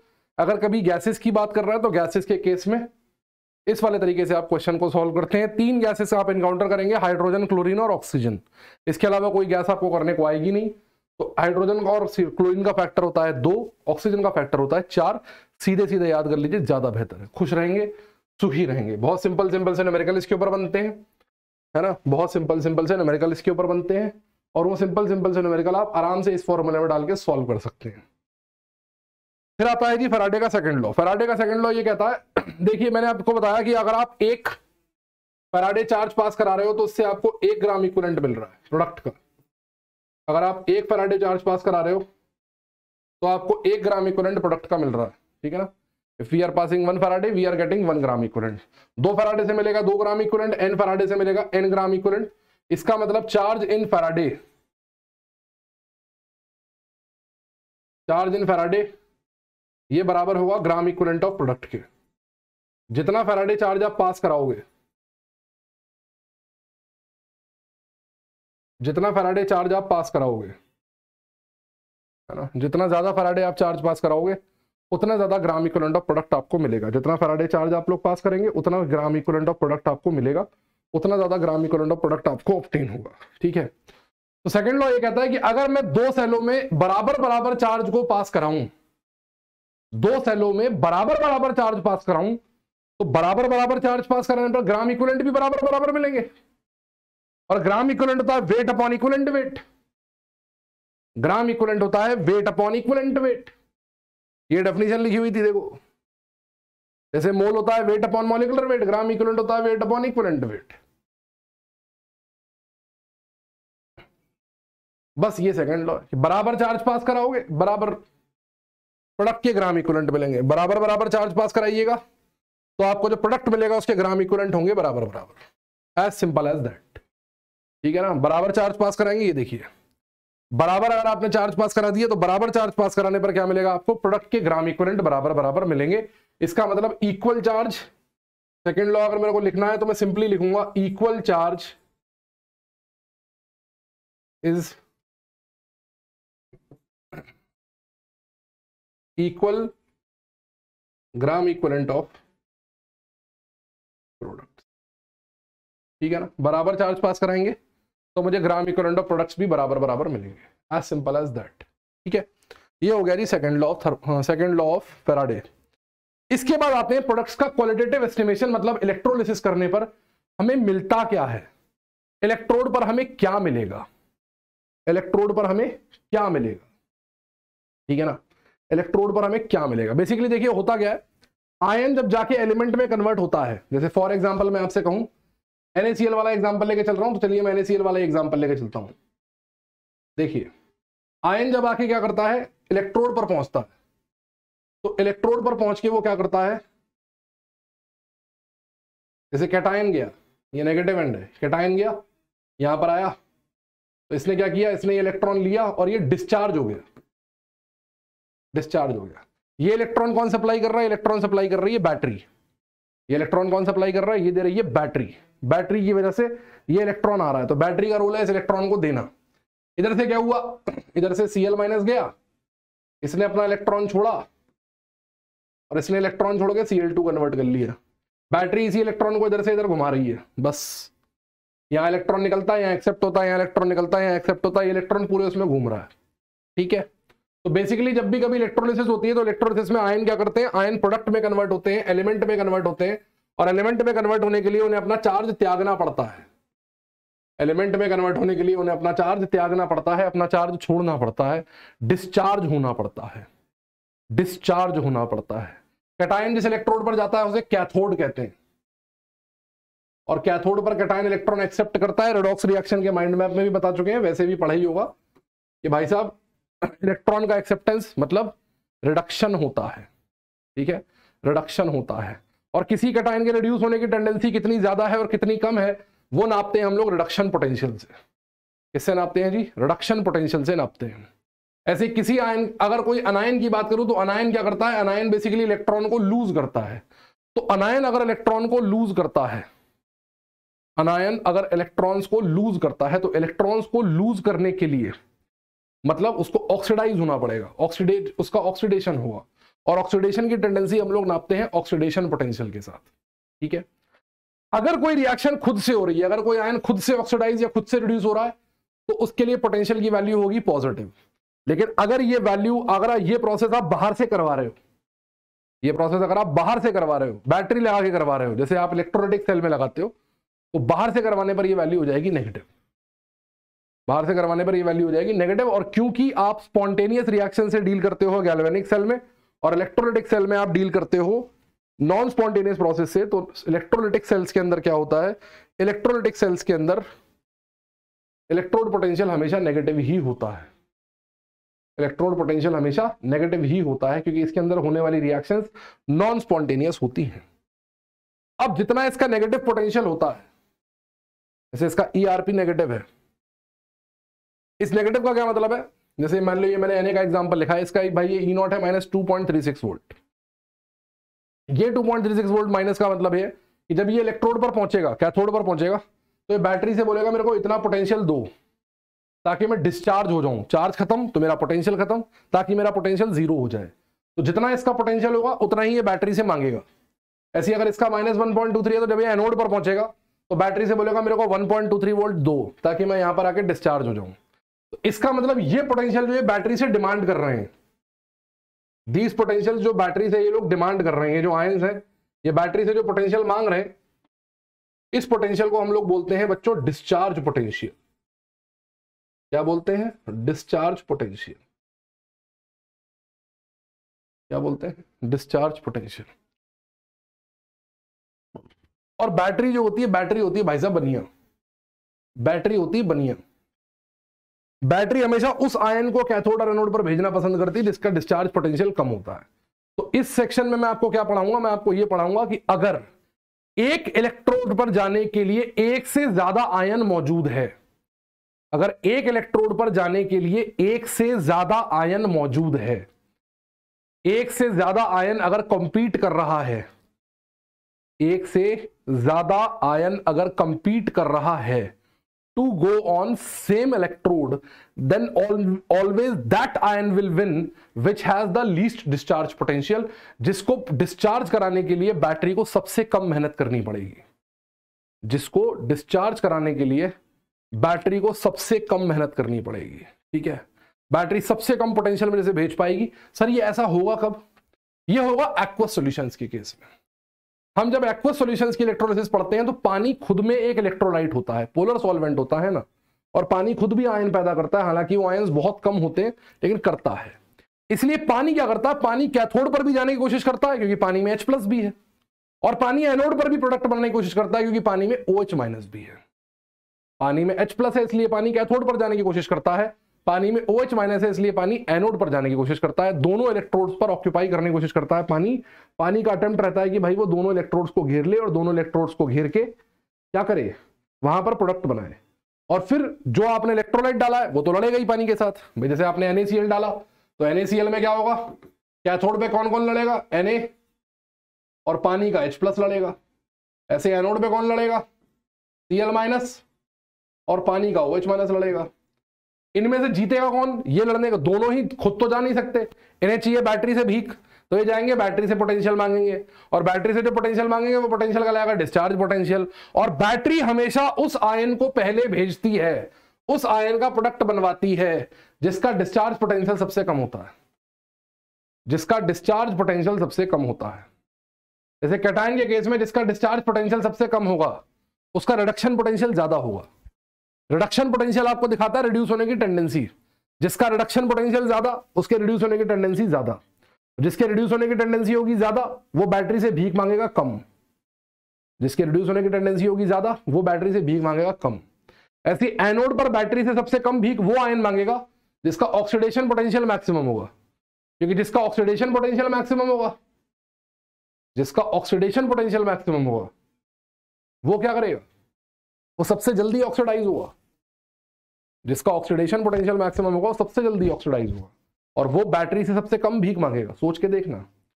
इसका मतलब अगर तुम्हें आयंस में कंपैरिजन करना है तो आयंस में कंपैरिजन करने के लिए तुम्हें क्या करना पड़ेगा, आयंस में कंपैरिजन करने के लिए आपको या तो सारे आयंस के रिडक्शन पोटेंशियल, सारे कैटायंस के रिडक्शन पोटेंशियल और सारे अनायंस की ऑक्सीडेशन पोटेंशियल याद कीजिए, या फिर क्या कीजिए, या तो सारे कैटायन के रिडक्शन पोटेंशियल और सारे अनायन के ऑक्सीडेशन पोटेंशियल याद कीजिए, या फिर क्या कीजिए, या फिर एक ऑर्डर याद कर लीजिए, इससे आपको यह पता लग जाए कि कौन से आयन का रिडक्शन पोटेंशियल ऑक्सीडेशन पोटेंशियल कम है, कौन से आयन का ज्यादा। और उसी ऑर्डर को बच्चों हम लोग बोलते हैं इलेक्ट्रोकेमिकल सीरीज, उसी को बोलते हैं हम लोग इलेक्ट्रोकेमिकल सीरीज। ये होती है इलेक्ट्रोकेमिकल सीरीज। अगर हम रिडक्शन की बात करेंगे, कैटायंस की बात करेंगे, तो आप कैटायंस को इस वाली सीरीज से देखेंगे। ये सीरीज वर्टिकली चल रही है, कॉलम्स तो मैंने बनाए हैं, मेरे पास बोर्ड में जगह नहीं है, सीरीज वर्टिकली चल रही है सीधे नीचे की तरफ, ठीक है ना। Lithium, potassium, barium, strontium, calcium, sodium, magnesium, aluminium, manganese, water. ये वाटर का मतलब है H+, वाटर वाला H+। ये जो लिखा हुआ है ये वाटर का H+ है। क्या है? वाटर का H+ है, वाटर का H+। ZnCrFeCd। इसकी ट्रिक लिखी हुई है सामने, येलो पेन में ट्रिक लिखी हुई है याद करने की। और ये जो H2 है, ये H2 आया है एसिड से। ये जो H2 है ना, ये H2 बना है H+ से। H+ का रिडक्शन हुआ है और H2 बना है इस तरीके से, और ये H+ किसी एसिड से आया है। तो ये जो हाइड्रोजन का H+ है ना, ये वाला जो हाइड्रोजन है ये एसिड के H+ का है। ये जो हाइड्रोजन है ये एसिड के H+ का है, और ये जो पानी लिखा हुआ है ये वाटर का H+ है। वाटर का H+ यहां होता है, पानी इसका यहां होता है। जो जितना नीचे आता है उसका रिडक्शन पोटेंशियल उतना ज्यादा होता है। जो जितना नीचे आता है उसका रिडक्शन पोटेंशियल उतना ज्यादा होता है, और जितना ज्यादा होता है रिडक्शन पोटेंशियल, जो जितना नीचे आता है उसका रिडक्शन पोटेंशियल उतना ज्यादा होता है, और जिसका जितना ज्यादा होता है, जिसका रिडक्शन पोटेंशियल जितना ज्यादा होता है वो उतनी जल्दी जाता है, उतनी जल्दी बैटरी, उसका डिस्चार्ज पोटेंशियल उतना ही कम होता है। ऐसे समझो, जिसका रिडक्शन पोटेंशियल जितना ज्यादा, बैटरी से भीख मांगेगा कम, और बैटरी उसको इलेक्ट्रोड पर प्रोडक्ट बनाने देगी। बैटरी कहेगी ठीक है तेरे को कम भीख चाहिए ना, तू जा, तू बना प्रोडक्ट, मैं तेरे को भेजूंगी, ज्यादा भीख मांगने वाले को नहीं भेजूंगी। सीधा सीधा सा गणित है, क्योंकि बैटरी को ये देखना है कि उसका खर्चा मिनिमम कहां पर हो रहा है। बैटरी को सिंपली केवल ये देखना है कि उसका जो खर्चा है वो मिनिमम कहां पर हो रहा है। उसका खर्चा मिनिमम उस आयन में होगा जिसका डिस्चार्ज पोटेंशियल कम है, और डिस्चार्ज पोटेंशियल कम किसका होगा? जिसका रिडक्शन पोटेंशियल होगा ज्यादा। और रिडक्शन पोटेंशियल ज्यादा किसका होगा? जो इलेक्ट्रोकेमिकल सीरीज में आता है नीचे, इलेक्ट्रोकेमिकल सीरीज में आता है नीचे। तो जो जितना नीचे आएगा वो उतना पहले जाएगा। मतलब फॉर एग्जांपल अगर मान लो मैंगनीज का कटायन है और आयरन का कटायन है, Mn+ है और Fe+2 है, ये लड़ रहे हैं कैथोड पे प्रोडक्ट बनाने के लिए, तो आयरन जीतेगा। आयरन और कॉपर है, कॉपर जीतेगा। लिथियम और क्रोमियम है, क्रोमियम जीतेगा। जो नीचे है वो जीतेगा, सिंपल सी बात है। सबसे आसान तरीका है, जो नीचे आएगा वो पहले जाएगा, वो पहले प्रोडक्ट बनाएगा, दैट्स ऑल। वो पहले डिस्चार्ज होगा, दैट्स ऑल, कहानी खत्म होगी। ठीक है। अगर मैं ऑक्सीडेशन की बात करूं तो ऑक्सीडेशन में केवल 6 ही आयन होते हैं, अनायन 6 ही मिलेंगे आपको। सल्फेट, नाइट्रेट, OH- पानी का, Cl-Bri, सुनो OCBI। सीधी सीधी ट्रिक है याद करने की। जैसे जैसे आप ऊपर से नीचे की तरफ जाएंगे ऑक्सीडेशन पोटेंशियल बढ़ेगा। ऑक्सीडेशन पोटेंशियल बढ़ेगा तो बैटरी से मांगी जाने वाली भीख खत्म हो जाएगी। ऑक्सीडेशन पोटेंशियल अगर बढ़ेगा तो बैटरी से मांगे जाने वाली भीख क्या हो जाएगी? खत्म हो जाएगी। और बैटरी से मांगे जाने वाली भीख अगर खत्म हो जाएगी तो क्या होगा? बैटरी से मांगे जाने वाली भीख अगर खत्म हो जाएगी तो क्या होगा? जल्दी डिस्चार्ज होगा। इसका मतलब जो नीचे आएगा उसका ऑक्सीडेशन पोटेंशियल ज्यादा, जिसका खुद का पोटेंशियल ज्यादा वो बैटरी से भीख मांगेगा कम, और जो बैटरी से मांगेगा कम वो प्रोडक्ट बनाएगा जल्दी। इसी को हम लोग कहते हैं प्रेफरेंशियल डिस्चार्ज थ्योरी। इसी को बोलते हैं प्रेफरेंशियल डिस्चार्ज थ्योरी। हालांकि प्रेफरेंशियल डिस्चार्ज थ्योरी में 3 कंपोनेंट होते हैं, इलेक्ट्रोकेमिस्ट्री, केमिकल काइनेटिक्स और थर्मोडायनेमिक्स, जिसमें से मैंने आपको इलेक्ट्रोकेमिस्ट्री वाला पार्ट बताया है क्योंकि ये दोनों आपके सिलेबस में नहीं है। लेकिन ये दोनों अपना इफेक्ट तो नहीं छोड़ देंगे ना, आपके सिलेबस में नहीं है इसका मतलब ये थोड़ा ना कि अपना इफेक्ट छोड़ देंगे।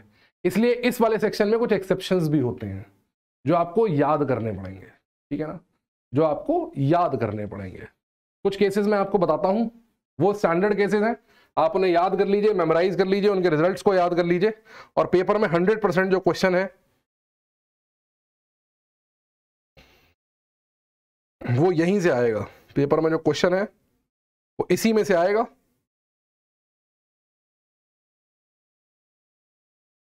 ठीक है ना, पेपर में जो क्वेश्चन है वो इसी में से आएगा। देखिए कैसे, जैसे मैं एसिडिफाइड वाटर की इलेक्ट्रोलिसिस करूं, एसिडिफाइड वाटर मतलब very dilute H2SO4, very dilute H2SO4, बहुत डाइल्यूट H2SO4 है, उसकी मेरे को इलेक्ट्रोलिसिस करनी है। तो अगर मैं उसकी इलेक्ट्रोलिसिस करूंगा, किसकी? एसिडिफाइड वाटर की अगर मैं इलेक्ट्रोलिसिस करूंगा, एसिडिफाइड वाटर की इलेक्ट्रोलिसिस कैसे होगी देख लीजिए।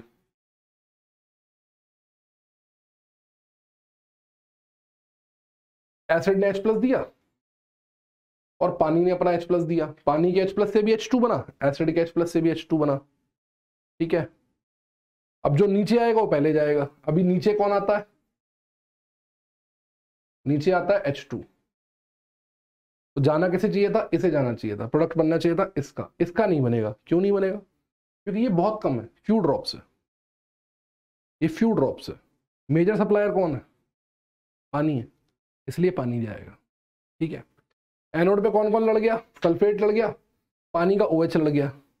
पानी का OH O2 बनाता है। जीतेगा कौन? देख लो, जीतेगा कौन? सल्फेट ये रहा पानी। पानी नीचे है, जो नीचे आएगा पहले प्रोडक्ट बनाएगा। ये बन गया प्रोडक्ट। कैथोड पे क्या मिल रहा है? हाइड्रोजन। एनोड पे क्या मिल रही है? ऑक्सीजन। प्रोडक्ट आपको याद रखने हैं, किस किस में क्या क्या मिलेगा, प्रोडक्ट याद रखने हैं। अगर इन प्रोडक्ट्स के वेट का रेशो पूछोगे, ये भी बड़ा प्यारा क्वेश्चन है। करंट बराबर बराबर गया है, जितना करंट कैथोड पे गया उतना ही करंट एनोड पे गया है। भाई आप देखें सेल के अंदर तो जितना करंट बैटरी ने कैथोड पर फ्लो कराया, चार्ज कंजर्व होता है ना, तो जितना करंट कैथोड पर गया उतना ही करंट एनोड पर गया। और फैराडे लॉस के हिसाब से अगर चार्ज बराबर बराबर गया है, अगर चार्ज बराबर बराबर गया है तो ग्राम इक्विवेलेंट भी बराबर बराबर होंगे। तो ग्राम इक्विवेलेंट को एक बार लिख दिया मैंने मोल इन 2 फैक्टर, यहां से वॉल्यूम का रेशो निकाल लिया 2:1। और फिर मैंने लिख दिया वेट अपॉन इक्विवेलेंट वेट। और इक्विवेलेंट वेट क्या होता है? इक्विवेलेंट वेट होता है molecular weight upon valency factor.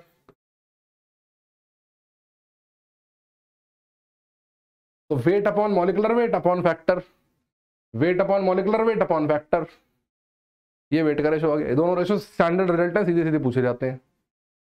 ये दोनों रेशो स्टैंडर्ड रिजल्ट हैं, सीधे सीधे पेपर में पूछे जाते हैं। ठीक है, ये पेपर में सीधे सीधे पूछे जाते हैं। फिर आइए electrolysis of molten NaCl। Molten NaCl मैंने शुरुआत में ही कवर कर दिया था। मोल्टन NaCl मैंने शुरुआत में ही कवर कर दिया था कि Na+ जो होगा ये कैथोड पर जाके Na बनाएगा, और Cl- जो होगा ये क्लोरीन फॉर्म करेगा।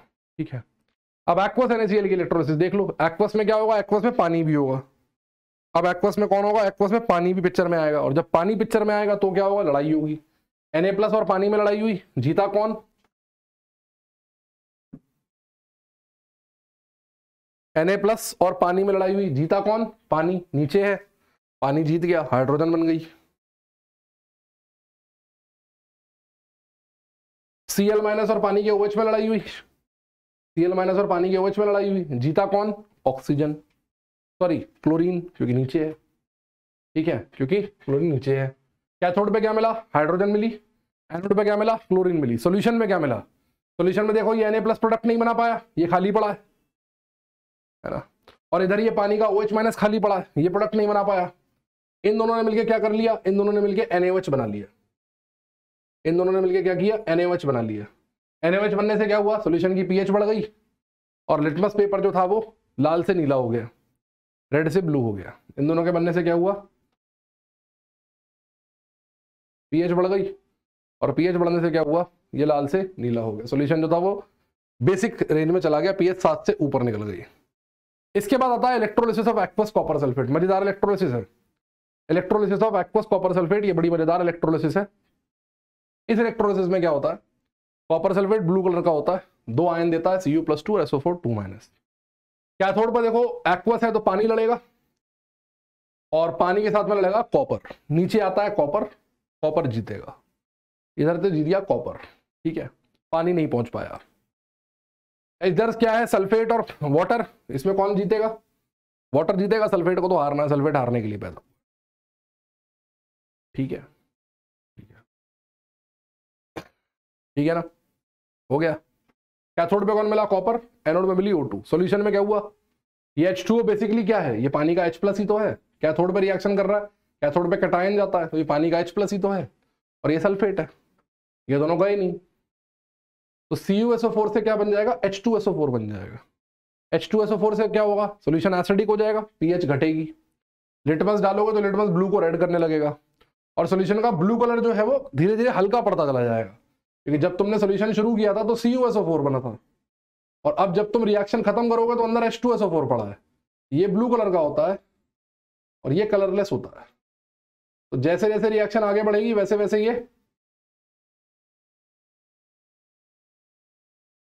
ये क्या हो जाएगा? कलरलेस होता चला जाएगा। ठीक है ना, वैसे वैसे क्या होता चला जाएगा?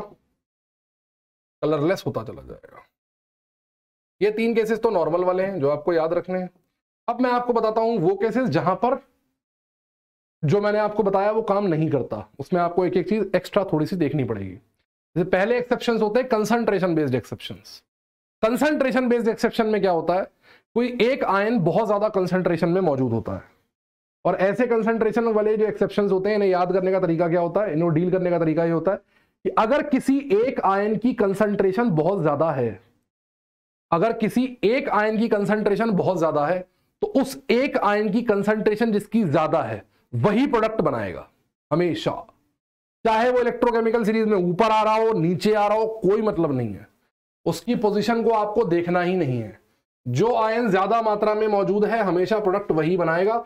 The product will always be formed by that ion irrespective of its position in ECS। जैसे electrolysis of concentrate aqueous H2SO4, concentrate H2SO4 लिया, गाढ़ा H2SO4, पानी बहुत कम है, अब H+ जीतेगा, क्योंकि अब H+ का मेन सप्लायर एसिड है, वाटर नहीं है। पहले वाटर जीता था, अब H+ जीतेगा। और सल्फेट और वाटर में, सल्फेट हार रहा है, सारे केसों में हार गया है, लेकिन यहां कंसंट्रेशन बहुत ज्यादा है, इसलिए सल्फेट जीतेगा। और सल्फेट जब होता है ऑक्सीडाइज तो H2O8 बनाता है, थायोसल्फेट आयन। इससे क्या बनेगा, इससे बनेगा कैथोड पर H2 और एनोड पर बनेगा थायोसल्फेट। ये थायोसल्फेट पानी में घुल के बनाएगा मार्शल एसिड, अंदर पानी पड़ा है ना, ये थायोसल्फेट। तो सल्फ्यूरिक एसिड जो है इस रिएक्शन में बेसिकली क्या होगा, सल्फ्यूरिक एसिड जो है वो थायोसल्फ्यूरिक एसिड में कन्वर्ट होता चला जाएगा, इसे मार्शल एसिड कहते हैं। और ये मार्शल एसिड को बनाने का इंडस्ट्रियल मेथड है। जब भी मार्शल एसिड बनाना होता है तो ऐसे ही बनाते हैं, इंडस्ट्री में जब बनाना होता है बड़े अमाउंट में तो उसकी इलेक्ट्रोलिसिस करा देते हैं, इलेक्ट्रोलिसिस में सेट हो जाता प्रोग्राम। ऐसे electrolysis dilute aqueous initial, dilute मतलब पानी बहुत ज्यादा, पानी लपक के डाला हुआ है हमने, बहुत ज्यादा पानी, ठीक है ना। कितना डाइल्यूट है, लगभग इतना डाइल्यूट है, कंसंट्रेशन जो सोल्यूशन की है वो लगभग है 10⁻⁷ मोलर के आसपास। कंसंट्रेशन जो है 10⁻⁷ मोलर के आसपास है, मतलब 1 लीटर पानी के अंदर 10⁻⁷ मोल NaCl पड़ा हुआ, बस, ठीक है, इतना पड़ा हुआ, ठीक है, इतना डाइल्यूट है, ठीक है ना, इतना डाइल्यूट है। और 1 लीटर पानी में पानी के मोल होता है 55.5, तो पानी के 55.5 और NaCl है 10⁻⁷, तो कौन जीतेगा, पानी जीतेगा, पानी पानी।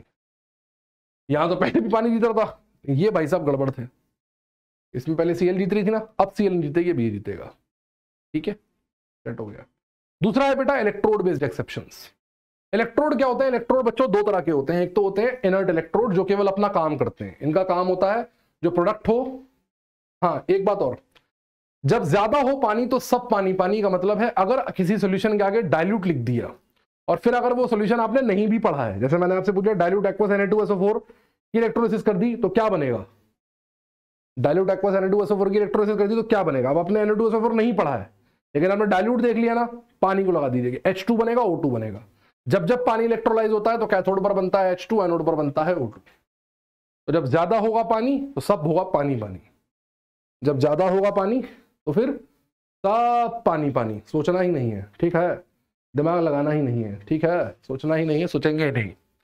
इलेक्ट्रोड बेस्ड एक्सेप्शंस में अगर मैं बात करूं बच्चों, तो इलेक्ट्रोड बेस्ड एक्सेप्शंस में इलेक्ट्रोड होते हैं 2 तरह के। इलेक्ट्रोड का काम क्या होता है, इलेक्ट्रोड का काम होता है, इलेक्ट्रोड एक तो बैटरी के करंट को घुमाता है, दूसरा प्रोडक्ट को इकट्ठा करता है।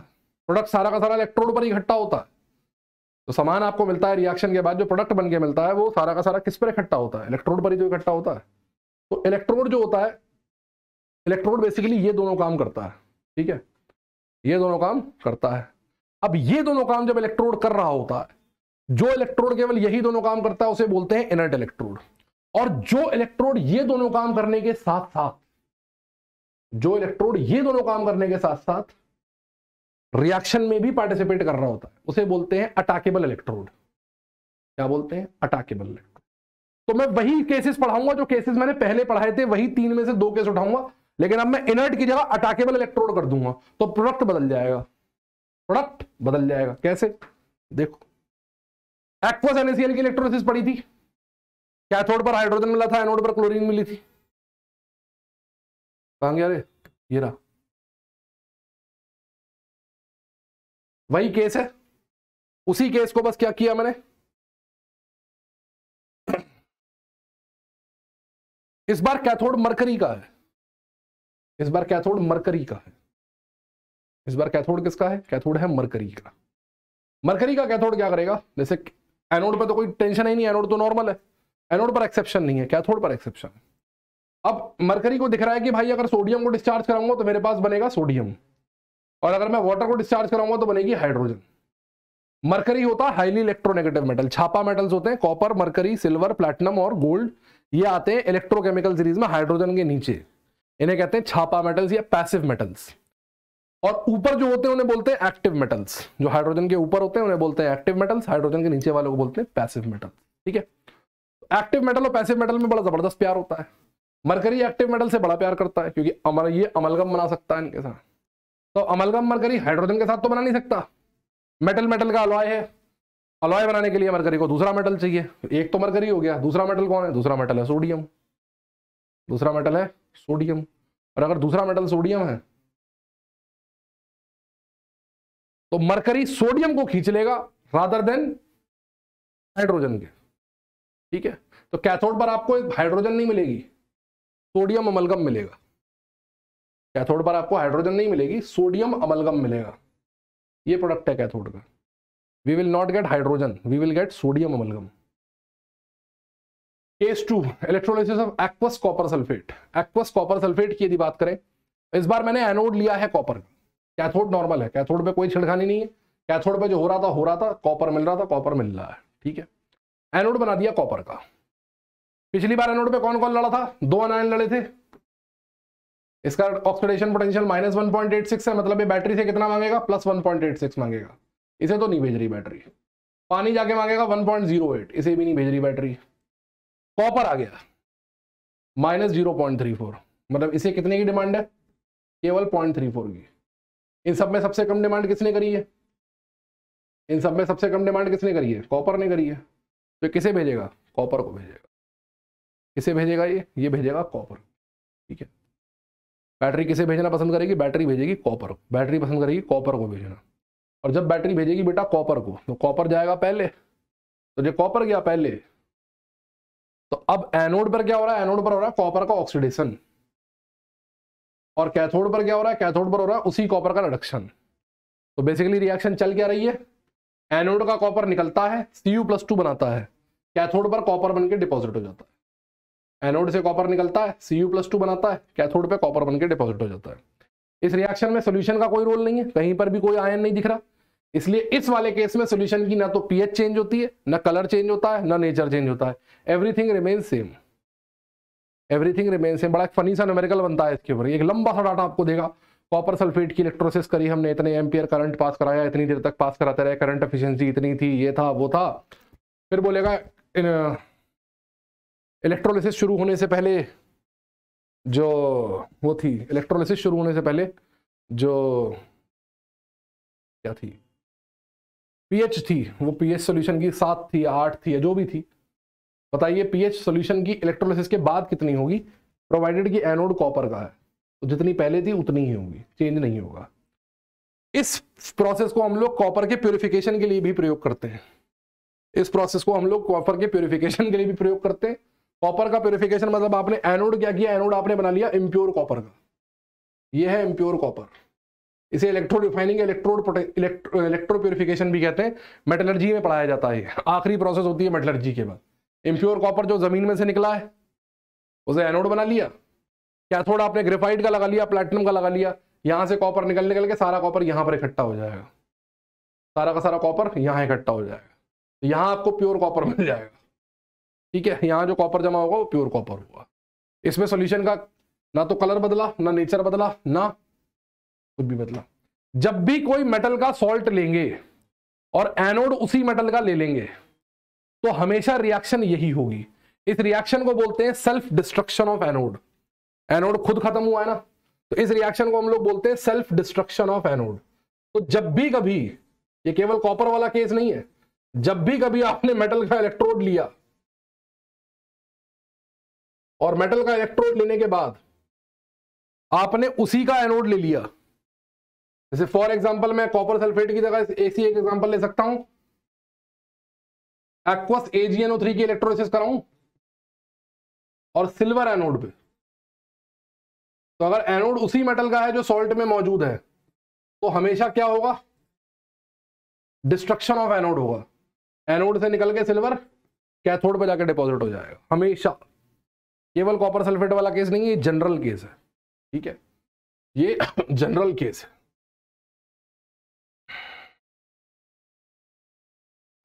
ये कौन सा केस है, ये है जनरल केस।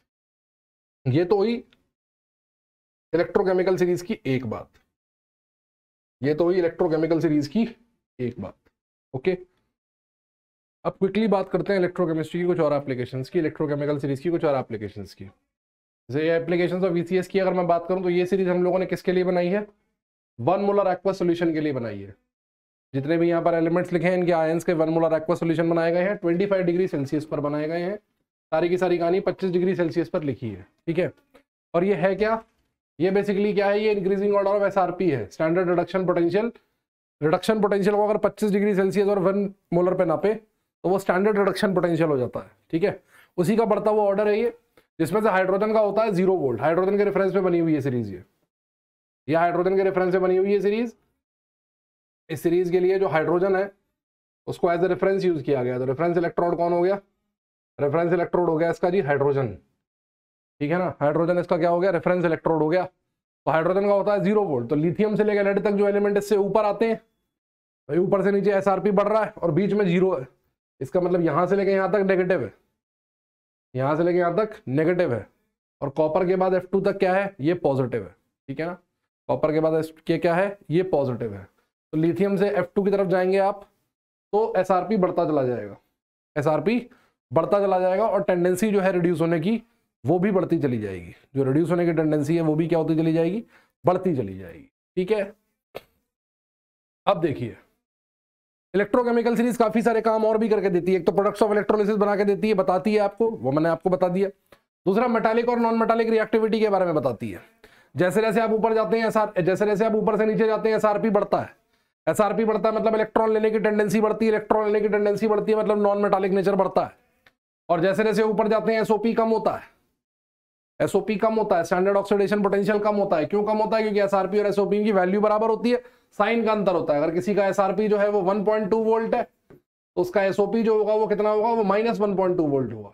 तो अगर एसआरपी बढ़ रहा है तो एसओपी को घटना पड़ेगा, और एसओपी अगर घटेगा तो मेटालिक रिएक्टिविटी घटेगी, क्योंकि इलेक्ट्रॉन छोड़ने की टेंडेंसी खत्म होती जाएगी।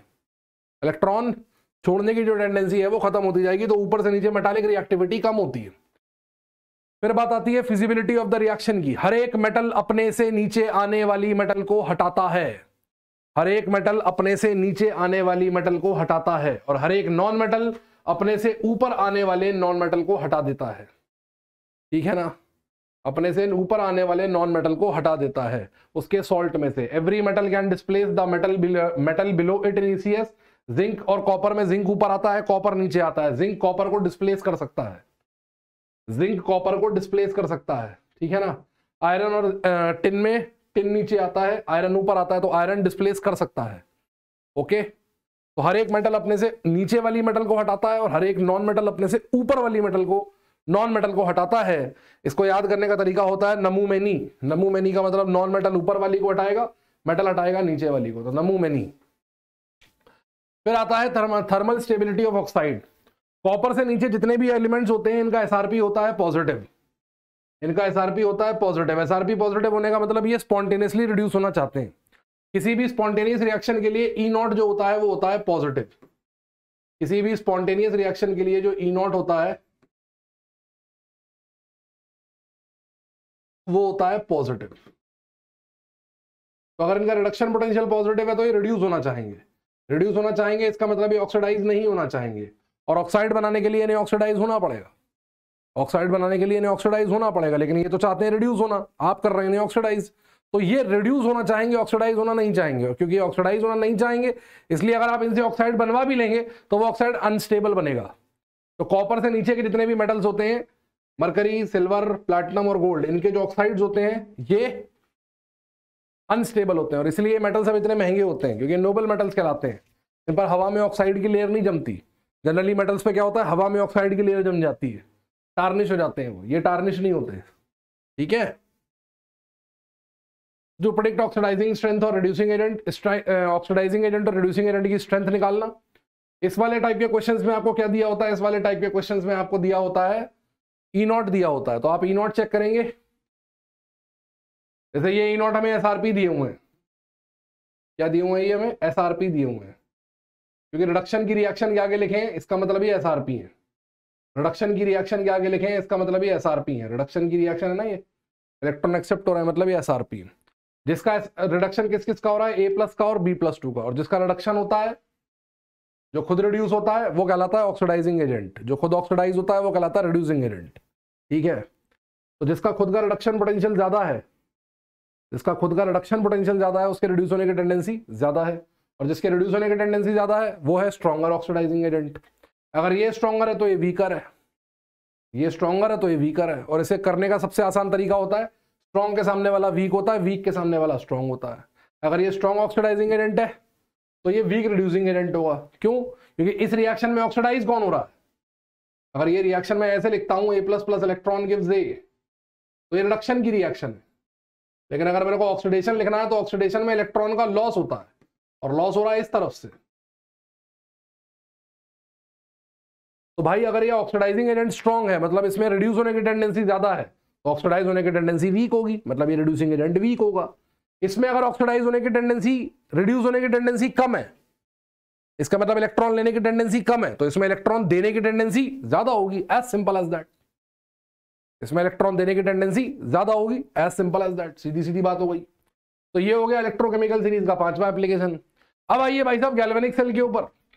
गैल्वेनिक सेल वो सेल होता है जिसमें स्पॉन्टेनियस रेडॉक्स रिएक्शन होती है और केमिकल एनर्जी की मदद से इलेक्ट्रिकल एनर्जी बनाई जाती है। केमिकल एनर्जी की मदद से कौन सी एनर्जी बनाई जाती है? इलेक्ट्रिकल एनर्जी बनाई जाती है। ठीक है, जब आप गैल्वेनिक सेल बनाते हैं तो गैल्वेनिक सेल में आप क्या करते हैं, गैल्वेनिक सेल में आप मेटल के रॉड्स लेते हैं, दो मेटल की आप लोगों ने रॉड ली। 2 मेटल की जब आपने रॉड ली, जिंक को जिंक सल्फेट के सोल्यूशन में डुबोया, कॉपर को कॉपर सल्फेट के सोल्यूशन में डुबोया। ये जो सेल आपके सामने यहाँ पर ड्रॉ किया गया है उसको डैनियल सेल कहते हैं। Daniell cell is a type of galvanic cell. Galvanic cell is a category and Daniell cell is an example of that category. ठीक है ना, Daniell cell is galvanic cell is a category, Daniell cell is an example of that category. ठीक है, तो बाबू ये Daniel cell है। ठीक है ना, ये बेसिकली क्या है, ये डैनियल सेल है। डैनियल सेल कैसे काम करता है? जिंक को डुबोया ZnSO4 में, ये एनोड बनेगा। कॉपर को डुबोया कॉपर सल्फेट में, कैथोड बनेगा। कैथोड पे होता है रिडक्शन, तो कैथोड पे क्या रिएक्शन होगी, Cu+2+2 इलेक्ट्रॉन गिव्स कॉपर। और एनोड पर होता है ऑक्सीडेशन। जिंक और कॉपर में इलेक्ट्रोकेमिकल सीरीज में नीचे आता है कॉपर, तो कॉपर पे होगा रिडक्शन क्योंकि कॉपर का SRP होगा ज्यादा, और जिंक का होगा ऑक्सीडेशन क्योंकि जिंक का SRP होगा कम। तो जिंक बनेगा एनोड, कॉपर बनेगा कैथोड, जिंक बनेगा एनोड। जिंक बन गया एनोड, कॉपर बन गया कैथोड, जिंक बन गया एनोड, कॉपर बन गया कैथोड। रिएक्शन हो गई भाई साहब ये वाली, रिएक्शन हो गई ये वाली। अब इस रिएक्शन में क्या हो रहा है, इलेक्ट्रॉन ट्रांसफर हो रहे हैं। क्यों ट्रांसफर हो रहा है? जिंक बेसिकली क्या कर रहा है, जिंक इलेक्ट्रॉन निकाल रहा है, और कॉपर को वो इलेक्ट्रॉन चाहिए, तो कॉपर इलेक्ट्रॉन्स को खींचेगा। जब कॉपर इलेक्ट्रॉन्स को खींचेगा तो इलेक्ट्रॉन खींच के जाएंगे इसके पास वायर के थ्रू, और वायर में बहता हुआ इलेक्ट्रॉन करंट होता है, तो आपको करंट मिलेगा, आपको करंट मिलेगा। इन प्रिंसिपल इसकी वर्किंग केवल इतनी सी है। लेकिन असलियत में क्या होता है, असलियत में जब यहाँ रिएक्शन हो रही है Zn से Zn+2 बन रहा है, तो ये जो Zn+2 है, ये Zn+2 जो है, ये Zn+2 यहां पर इस इलेक्ट्रॉन को छोड़ेगा नहीं, चार्ज की एक्सेस क्रिएट करेगा। और यहां से क्या हो रहा है, यहां से Copper+2 लौट लौट के रॉड पे जा रहा है, तो यहां सल्फेट एक्सेस में हो रहे हैं, क्योंकि सल्फेट किसके साथ सेट थे, सल्फेट का पार्टनर Copper+2 था, लेकिन उसका फेयर अब रॉड के साथ हो गया, तो यहां सल्फेट अकेला रह गया। तो ये सल्फेट अपना गुस्सा इलेक्ट्रॉन पे उतारेगा, इसे कैथोड पर आने नहीं देगा, और ये Zn+2 इलेक्ट्रॉन से प्यार करता है, इलेक्ट्रॉन को जाने नहीं देगा। तो बेसिकली क्या होगा, सर्किट कंप्लीट ही नहीं होगा। तो हमें ये चार्ज की एक्सेस को हटाना पड़ेगा। चार्ज की एक्सेस को हटाने के लिए हम इसमें लगाएंगे सॉल्ट ब्रिज। सॉल्ट ब्रिज में क्या होता है, सॉल्ट ब्रिज में अगार अगार जेली में बना हुआ ग्लास की ट्यूब में भरा हुआ एक सॉल्ट का सॉल्यूशन होता है। ये सॉल्ट का सॉल्यूशन में अनायन जो होते हैं वो एनोड की तरफ जाते हैं, कटायन जो होते हैं वो कैथोड की तरफ जाते हैं। इसे खेलने के लिए नेगेटिव आयन मिल गया, इसे खेलने के लिए पॉजिटिव आयन मिल गया। इन्होंने इलेक्ट्रॉन का पीछा छोड़ दिया और सेल चल पड़ा। इसे सॉल्ट ब्रिज कहते हैं, इसे सॉल्ट ब्रिज कहते हैं। सॉल्ट ब्रिज दोनों इलेक्ट्रोडों को कनेक्ट करके सर्किट को पूरा करता है।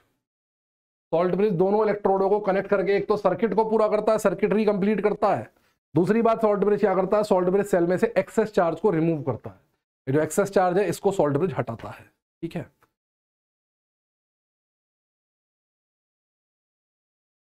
सेल के अंदर दो सर्किट होते हैं, एक वायर का सर्किट होता है, उसे हम कहते हैं एक्सटर्नल सर्किट। इसमें करंट फ्लो करता है कैथोड से एनोड, इलेक्ट्रॉन की डायरेक्शन का अपोजिट। करंट की कन्वेंशन होती है, करंट की कन्वेंशन होती है क्या, नेगेटिव चार्ज के फ्लो के अपोजिट। तो इसमें बहता है कैथोड से एनोड। और ये जो सॉल्ट ब्रिज होता है इसे कहते हैं इंटरनल सर्किट, ये होता है आयंस का सर्किट, ठीक है। तो करंट अगर ऐसे जाएगा तो लौट के आएगा, क्योंकि करंट क्लोज लूप में फ्लो करता है किरचॉफ लॉ के थ्रू, अंदर से लौट के आएगा कैथोड से एनोड। दो सर्किटों में अलग अलग डायरेक्शन होती है, कैथोड से एनोड बाहर वाले सर्किट में, अंदर वाले सर्किट में एनोड से कैथोड। इस तरीके से करंट जो होता है ये फ्लो करता है, ठीक है। नाउ अगर आपको सेल की लाइफ बढ़ानी है तो सेल की लाइफ आप कैसे बढ़ा सकते हैं? जैसे जैसे आप सेल की बात करते हैं, सेल जैसे जैसे यूज होता जाता है, एनोड की रॉड खत्म होती जाती है, क्योंकि एनोड पर जिंक क्या कर रहा है, एनोड पर जिंक Zn+2 बना के सोल्यूशन के अंदर आ रहा है। तो आप इस रॉड की मोटाई बढ़ा दीजिए। अगर आप इस रॉड की मोटाई बढ़ा देंगे तो रॉड की मोटाई बढ़ाने पर क्या होगा, रॉड की मोटाई बढ़ाने पर सेल का लाइफ टाइम एनहांस हो जाएगा। रॉड की मोटाई बढ़ाने पर क्या हो जाएगा, सेल का लाइफ टाइम एनहांस हो जाएगा, ठीक है। इसके बाद कुछ छोटे छोटे आर्टिकल्स हैं इसके अंदर, जैसे IUPAC notation of a cell है। इसके पास कुछ छोटे छोटे आर्टिकल्स हैं, जैसे IUPAC notation of a cell है। किसी भी सेल को डिनोट करने का IUPAC ने क्या तरीका बनाया। जैसे अगर मेरे को डैनियल सेल लिखना है तो मैं डैनियल सेल को इतना बड़ा बड़ा नहीं लिखूंगा। अगर मेरे को डैनियल सेल लिखना है तो मैं डैनियल सेल के लिए इतनी सारी कहानी, इतना बड़ा डायग्राम नहीं बनाऊंगा। मैं सिंपली क्या करूंगा, मेरे को डैनियल सेल लिखना है तो मैं क्या करूंगा, बीचों बीच में एक डायग्राम, बीचों बीच में एक डबल लाइन खींचूंगा। डबल लाइन मेरे को सॉल्ट ब्रिज दिखाएगी। सॉल्ट ब्रिज के लेफ्ट हैंड साइड पर मैं एनोड लिख दूंगा। एनोड पर क्या हो रहा है, जिंक से Zn+2 जा रहे हैं। ये सॉलिड है, ये आयन है, डिफरेंट फिजिकल स्टेट्स हैं, बीच में इनके मैं बार लगा दूंगा। कैथोड पर क्या हो रहा है, कैथोड पर हम कॉपर+2 से कॉपर जा रहे हैं, बीच में बार लग जाएगा। ये IUPAC रिप्रेजेंटेशन है डैनियल सेल का। जो भी कंसंट्रेशन आयन की होंगी, जो भी आयन की कंसंट्रेशन होंगी C1 और C2, वो मुझे यहाँ पर दी होंगी, ठीक है ना। जो भी आयन की कंसंट्रेशन होंगी C1 और C2 वो मेरे को यहाँ पर गिवन होंगी, दी हुई होंगी, ठीक है। अगर मान लीजिए किसी भी सॉल्ट के अंदर, किसी भी सेल के अंदर कोई ऐसा इलेक्ट्रोड है जिसमें सॉलिड नहीं है, जैसे मान लीजिए हाइड्रोजन का इलेक्ट्रोड है, तो हाइड्रोजन के इलेक्ट्रोड में क्या होता है, हाइड्रोजन के इलेक्ट्रोड में मेटल की रॉड नहीं होती है। तो अगर किसी इलेक्ट्रोड में ऐसा, किसी सेल में अगर ऐसा इलेक्ट्रोड है जिसमें हाइड्रोजन का इलेक्ट्रोड है, या कोई गैस का इलेक्ट्रोड है जिसमें सॉलिड नहीं है, जिसमें सॉलिड नहीं है, जैसे ये रहा, तो इस इलेक्ट्रोड में हमें क्या करना पड़ेगा, इस इलेक्ट्रोड में हमें प्लैटिनम का वायर लगाना पड़ेगा कनेक्शन देने के लिए। और प्लैटिनम का वायर सबसे किनारे लिखा जाता है, प्लैटिनम का वायर बीच में नहीं लिखा जाता। तो प्लैटिनम का वायर अगर ये लेफ्ट हैंड साइड में कैथोड बनेगा तो प्लैटिनम का वायर राइट हैंड कॉर्नर पे आएगा, और अगर ये एनोड बनेगा तो प्लैटिनम का वायर लेफ्ट हैंड कॉर्नर पे आएगा। ये IUPAC नोटेशन के रूल्स होते हैं, जिसके थ्रू हम सेल को डिनोट कर सकते हैं, जिससे हम सेल को क्या कर सकते हैं, डिनोट कर सकते हैं, और ये कहानी खत्म हो जाती है। फिर आता है EMF of a cell. EMF of a cell क्या होता है, EMF होता है कैथोड और एनोड का potential difference. Cathode higher voltage पे होता है, एनोड होता है हायर लोअर वोल्टेज पे, क्योंकि कैथोड होता है सेल का पॉजिटिव एंड, एनोड होता है सेल का नेगेटिव एंड। तो पॉजिटिव एंड और नेगेटिव एंड के बीच में जो पोटेंशियल का ड्रॉप होता है, जो पोटेंशियल का डिफरेंस होता है, उसी पोटेंशियल डिफरेंस को हम लोग EMF ऑफ सेल कहते हैं। और EMF ऑफ सेल हम लोग कैसे कैलकुलेट करते हैं, EMF सेल कैलकुलेट करते हैं कैथोड और एनोड के पोटेंशियल डिफरेंस से। अगर ये चीज आप लोग cathode minus anode, right minus left, high minus low, 25 degree Celsius के ऊपर और 1 मोलर कंसंट्रेशन पे कंपैरिजन कर रहे हैं, कैलकुलेशन कर रहे हैं, तो ऐसे केस में जो E0 सेल होता है वो होता है E0 cathode minus E0 anode. ये क्या बन जाता है, E0 बन जाता है। क्या बन जाता है, E0 बन जाता है। तो E0 बेसिकली क्या है, E0 बेसिकली ई सेल की एक स्पेसिफिक वैल्यू है, ई सेल की एक स्पेसिफिक वैल्यू है जो केवल एक खास कंडीशन में नापी जाती है। अदरवाइज जो वैल्यू होती है जनरल वैल्यू वो ई सेल है, ठीक है। हम जानते हैं कि इलेक्ट्रोड जो होते हैं, इलेक्ट्रोड्स की आप अकेले इलेक्ट्रोड का पोटेंशियल नहीं निकाल सकते। तो किसका पोटेंशियल निकालने के लिए आपको उसको किसी के साथ क्लब करना पड़ेगा, सेल बनाना पड़ेगा। और जब आप सेल बनाएंगे तब सेल बनाने के बाद क्या होगा, सेल बनाने के बाद उसका पोटेंशियल निकाला जा सकता है। तो ऐसा इलेक्ट्रोड जो इस काम के लिए यूज होता है, जिससे हम दूसरे इलेक्ट्रोड्स का पोटेंशियल निकालते हैं, उसे हम लोग बोलते हैं रेफरेंस इलेक्ट्रोड। और ऐसा ही एक रेफरेंस इलेक्ट्रोड होता है standard hydrogen electrode. Standard hydrogen electrode, इसके अंदर हाइड्रोजन पाई जाती है, प्लैटिनम का तार लगा होता है, हाइड्रोजन का आयन होता है H+, जो जनरली HCl से आता है, किसी और एसिड से भी आ सकता है। अगर मैं आपसे कहूं कि इस इलेक्ट्रोड का टाइप क्या होता है, इस इलेक्ट्रोड का टाइप होता है gas ion electrode. Gas ion electrode, इसके ऊपर नीट में 2-3 बार न्यूमेरिकल आ चुका है। 2015 या 16 में इसके ऊपर एक बहुत बढ़िया न्यूमेरिकल आया था नॉन इक्वेशन का, ठीक है ना, बहुत बढ़िया एक न्यूमेरिकल आया था। ओके, तो ये इसकी कंस्ट्रक्शन होती है। अगर आप इलेक्ट्रोकेमिकल सीरीज में, क्योंकि हाइड्रोजन बीच में आती है, तो लिथियम से लेके लेड तक का इलेक्ट्रोड है दूसरा,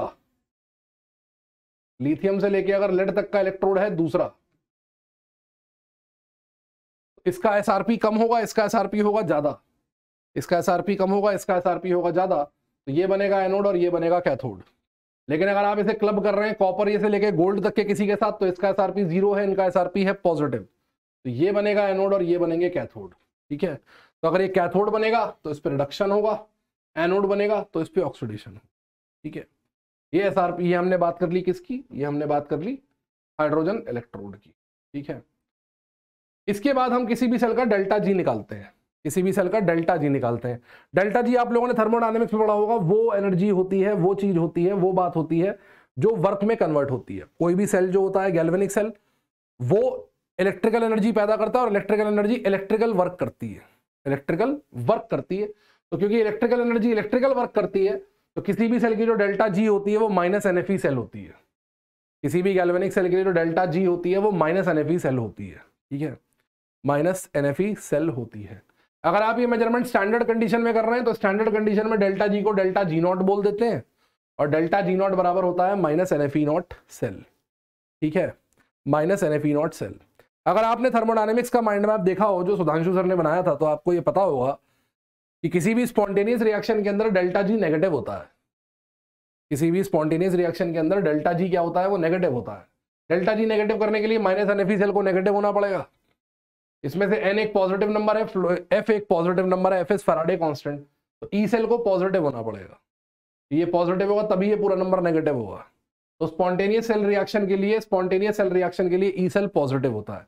थोड़ी देर पहले मैंने ये बात लिखी भी थी, थोड़ी देर पहले मैंने ये बात लिखी भी थी कि स्पॉन्टेनियस सेल रिएक्शन के लिए ये जो नंबर होता है ये कैसा होता है, ये होता है पॉजिटिव।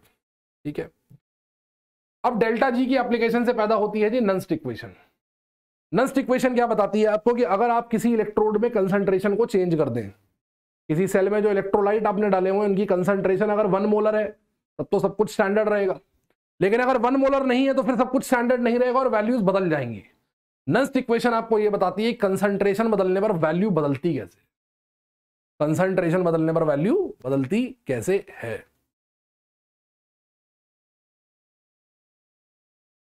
तो नेक्स्ट इक्वेशन बाबू हमें ये बताएगी कंसंट्रेशन बदलने पर किस तरीके से वैल्यू बदल जाती है, किस तरीके से वैल्यू चेंज होती है। अगर कंसंट्रेशन 1 मोलर है तो सारा का सारा वैल्यू ई नॉट रहेगा, और अगर कंसंट्रेशन 1 मोलर नहीं है तो जो वैल्यू है वो ई नॉट की जगह ई हो जाएगा, और इन दोनों में रिलेशन होता है ये। हम क्योंकि सारी की सारी कैलकुलेशन टेम्परेचर पे करते हैं, 92-98 केल्विन पे करते हैं, तो 298 केल्विन पे करने की वजह से हमारे पास इसकी इंपॉर्टेंट इक्वेशन ये आती है, जिसके मदद से हम लोग क्वेश्चंस को सॉल्व करते हैं। E बराबर E nought minus 0.059 over n log of Q। यहाँ पर Q रिएक्शन कोशेंट होता है जो केमिकल इक्विलिब्रियम में आप लोगों को सिखाया जाता है लिखना, जो आप लोग केमिकल इक्विलिब्रियम में सीखते हैं। बस यहाँ पर अंतर इस बात का होता है कि यहाँ पर आप लोग कंसंट्रेशन और प्रेशर को एक साथ लिख सकते हैं रिएक्शन कोशेंट में। यहाँ पर बस केवल इतना सा डिफरेंस होता है, जैसे फॉर एग्जाम्पल अगर हाइड्रोजन की रिएक्शन लिख रहे हैं और आपको इसका रिएक्शन कोशेंट लिखना है, तो आप जो Q लिखेंगे वो लिखेंगे हाइड्रोजन का pressure upon concentration of H plus. Chemical equilibrium में जो आपको सिखाया जाता है उसमें प्रेशर के साथ प्रेशर होता है, कंसंट्रेशन के साथ कंसंट्रेशन होता है। यहाँ प्रेशर और कंसंट्रेशन दोनों साथ में आ जाते हैं, साथ में अलाउड होते हैं। बस इसके अलावा एग्जैक्टली वही सेम कॉन्सेप्ट है जो आप लोग पहले पढ़ चुके हैं।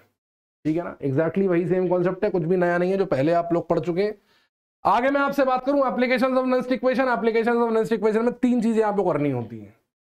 ठीक है ना, 3 चीजें आप लोगों को करनी होती हैं। वो 3 चीजें क्या होती हैं? पहला होता है टू कैलकुलेट इलेक्ट्रोड पोटेंशियल। किसी भी इलेक्ट्रोड का पोटेंशियल यदि आपको कैलकुलेट करना है, if you want to calculate the potential of an electrode, if you want to calculate the potential of an electrode, तो आप नंस्ट इक्वेशन से कैलकुलेट कर सकते हैं, बशर्ते आपको उसका स्टैंडर्ड पोटेंशियल दिया हुआ हो। जैसे मैंने क्वेश्चन लिया है, find the potential of silver electrode dipped in 0.1 molar AgNO3 solution. अगर क्वेश्चन में वो ये मेंशन ना करे किस टाइप का पोटेंशियल निकालना है, तो हम उसे रिडक्शन पोटेंशियल मान के चलते हैं। ठीक है, तो आपको रिडक्शन पोटेंशियल कैलकुलेट करना होगा। आप रिडक्शन की रिएक्शन लिखेंगे, Ag++ electron gives Ag। E0 आपको उसने दे रखा है 0.8 वोल्ट, नंस्ट इक्वेशन में डाल देंगे। इस नेक्स्ट इक्वेशन में जो n होता है वो होता है नंबर ऑफ इलेक्ट्रॉन्स जो किसी रिएक्शन में यूज हो रहे हैं। इस नेक्स्ट इक्वेशन में n क्या होता है? n होता है नंबर ऑफ इलेक्ट्रॉन्स जो एक रिएक्शन में यूज हो रहे हैं, ठीक है ना, जो एक रिएक्शन में क्या हो रहे हैं? यूज हो रहे हैं। तो नंबर ऑफ इलेक्ट्रॉन्स जो किसी रिएक्शन में यूज हो रहे हैं उसे हम लोग n बोलते हैं। क्या बोलते हैं? n बोलते हैं। वो n आपको दिख रहा है यहाँ पर n बराबर 1 है, n आपको दिख रहा है यहाँ पर कि वो n बराबर 1 है। n आपको दिख रहा है कि n बराबर 1 है, और अगर n बराबर 1 है तो आप इसमें वैल्यू लगा दीजिए। दूसरा एप्लीकेशन होता है calculate the EMF of the cell. EMF निकालने के लिए आपको सेल की रिएक्शन लिखनी पड़ती है। जैसे आपको ये सेल दिया हुआ है, इसमें आपको ईएमएफ निकालना है। तो ईएमएफ निकालने के लिए पहले आप लोग क्या करेंगे? पहले सेल की रिएक्शन लिखेंगे। रिएक्शन से ही आप क्यों लिख पाएंगे? रिएक्शन ये आ गई। इस रिएक्शन में देखिए 2 इलेक्ट्रॉन एनोड से 2 इलेक्ट्रॉन कैथोड पे ट्रांसफर हुए हैं। n बराबर हो गया 2 कि बैलेंस रिएक्शन में कितने इलेक्ट्रॉन एनोड से कैथोड पे गए, उससे क्या निकल आया? उससे निकल आया n बराबर 2 निकल आया।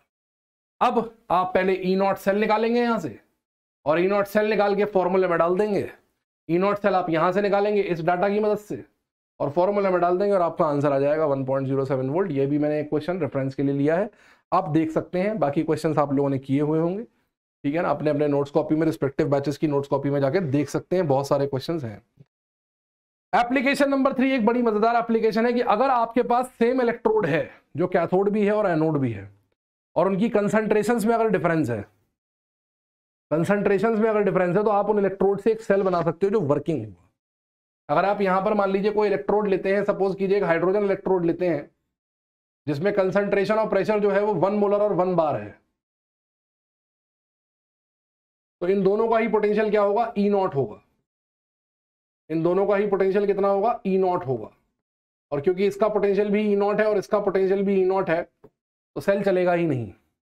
लेकिन अगर आप इसको कुछ चेंज कर देते हैं, लेटर से आप इसको C1 मोलर कर देते हैं और इसे C2 मोलर कर देते हैं, तो इसका पोटेंशियल अब E1 हो जाएगा, इसका पोटेंशियल E2 हो जाएगा, इनके पोटेंशियल में डिफरेंस पैदा हो जाएगा, और पोटेंशियल में डिफरेंस पैदा होने की वजह से ये सेल फंक्शन करने लगेगा।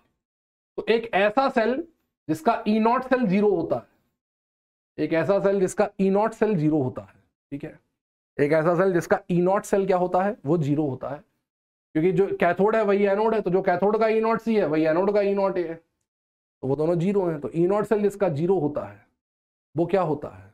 वो कंसंट्रेशन सेल कहलाता है। क्या कहलाता है? कंसंट्रेशन सेल कहलाता है, ठीक है। इस सेल के ई सेल की वैल्यू निकालने का एक जनरल फॉर्मूला होता है, ये होता है, आपके सामने लिखा हुआ है। हमने हाइड्रोजन के इलेक्ट्रोड का एग्जांपल लिया है, हाइड्रोजन इलेक्ट्रोड से हमने कंसंट्रेशन सेल बनाया है, और इस कंसंट्रेशन सेल में ई सेल बराबर आ गया 0.03 लॉग ऑफ PaCC का होल स्क्वायर इंटू PCCA का, ठीक है। अब इसमें 2 केसेस बनते हैं, इसमें 2 केसेस बनते हैं। अगर CC और CA बराबर हैं, अगर CC और CA बराबर हैं, तो गेम केवल कौन चलाता है? फिर गेम केवल प्रेशर चलाता है। गेम केवल कौन चलाता है? प्रेशर चलाता है। जैसे ये रहा, अगर मान लीजिए PA और PC बराबर है तो गेम केवल कंसंट्रेशन चलेगा। कंसंट्रेशन होती है इलेक्ट्रोलाइट की, इसलिए सेल को बोलते हैं electrolyte concentration cell. Electrolyte concentration cell के लिए PA और PC काट दीजिए, आपको फॉर्मूला मिल जाएगा। क्योंकि आप H+ से डील कर रहे हैं तो दूसरा फॉर्मूला ये होता है PH anode minus PH cathode, ठीक है। कंसंट्रेशन सेल में जो क्वेश्चन बनता है वो बनता है स्पॉन्टेनिटी की कंडीशन पे कि सेल स्पॉन्टेनियसली कब फंक्शन करेगा। तो सेल स्पॉन्टेनियसली कब फंक्शन करेगा ये हम लोग कैसे निकालेंगे? सेल स्पॉन्टेनियसली कब फंक्शन करेगा ये हम लोग कैसे निकालेंगे? ये हम लोग निकालेंगे कैसे कि ई सेल होना चाहिए पॉजिटिव, और ई सेल को पॉजिटिव करने के लिए क्या होना चाहिए? ब्रैकेट के अंदर का मसाला होना चाहिए पॉजिटिव, और ये ब्रैकेट के अंदर का मसाला कब होगा पॉजिटिव? जब एनोड की पीएच कैथोड की पीएच से होगी बड़ी। तो एनोड की पीएच कैथोड की पीएच से होनी चाहिए बड़ी, ठीक है। ऐसे ही दूसरा केस होता है इलेक्ट्रोड कंसंट्रेशन सेल, जहां पर हम दूसरा केस होता है इलेक्ट्रोड कंसंट्रेशन सेल जहां पर हम क्या करते हैं? जहां पर हम CA और CC को बराबर कर देते हैं। जहां पर हम किसे बराबर कर देते हैं? CA और CC को बराबर कर देते हैं।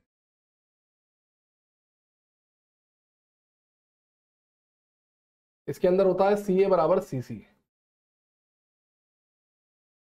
तो ई सेल बराबर होता है 0.03 log of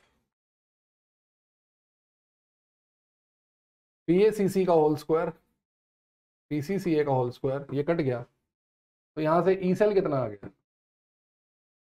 0.03 log of PA/PC, जहां पर PA और PC क्या है, गैस के प्रेशर है और गैस भरी होती है इलेक्ट्रोड पे, इसलिए इसे इलेक्ट्रोड कंसंट्रेशन सेल बोलते हैं। ठीक है। फॉर स्पॉन्टेनिटी,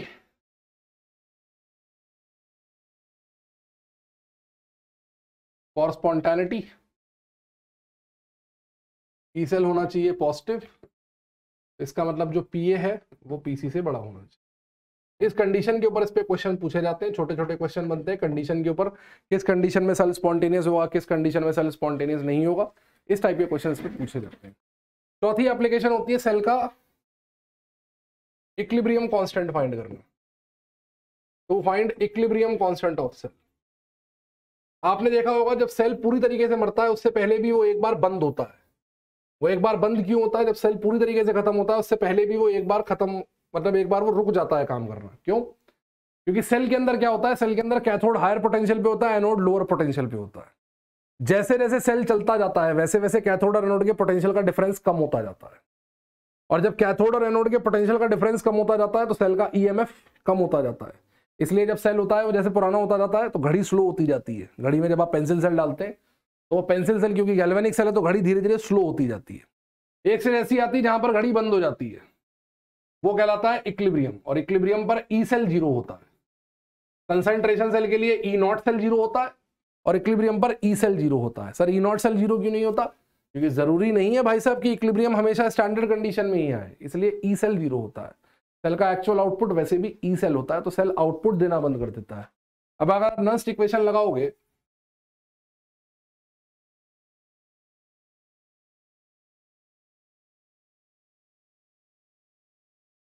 तो नस्ट इक्वेशन से आप देखोगे कि ई सेल बराबर E0 cell minus 0.059 over n log Q।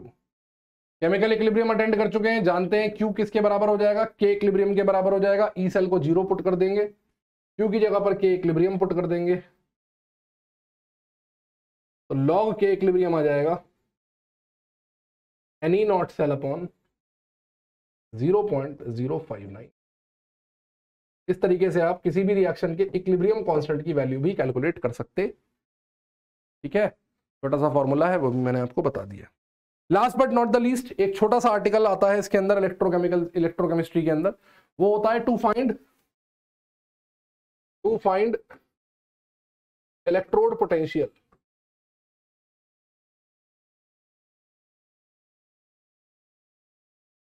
Of half cell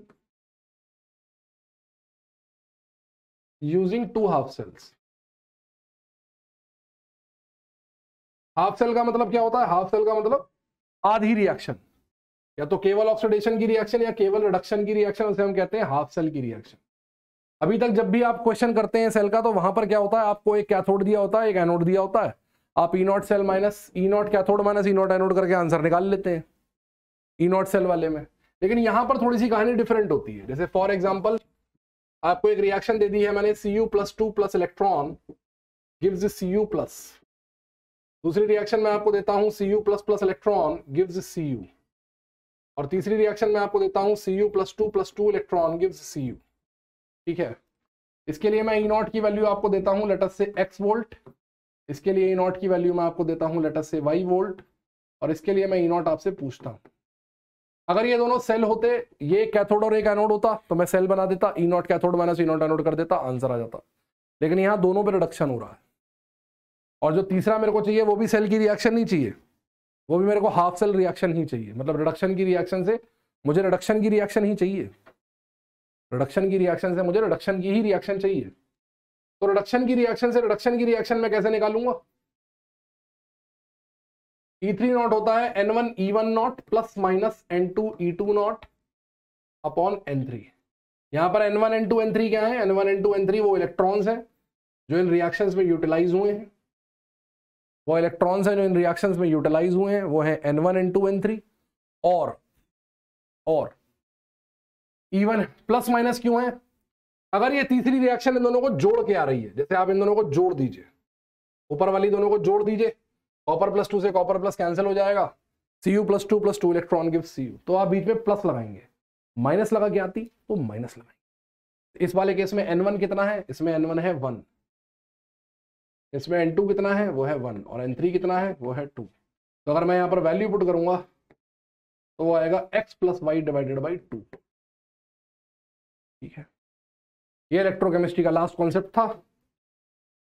तो ये रहा आपका माइंड मैप। अब पिछले 90 मिनट में मैंने पूरी कोशिश की है कि इलेक्ट्रोकेमिस्ट्री के जितने भी कॉन्सेप्ट हैं वो आपके दिमाग में एक बार घूमकर पहुंच जाए और आपका पूरा का पूरा रिवीजन हो जाए। ठीक है ना। तो ये आपके इलेक्ट्रोकेमिस्ट्री का माइंड मैप रहा, और इसी के साथ फिजिकल केमिस्ट्री जो है वो समाप्त होती है। फिजिकल केमिस्ट्री का ये आखिरी चैप्टर था।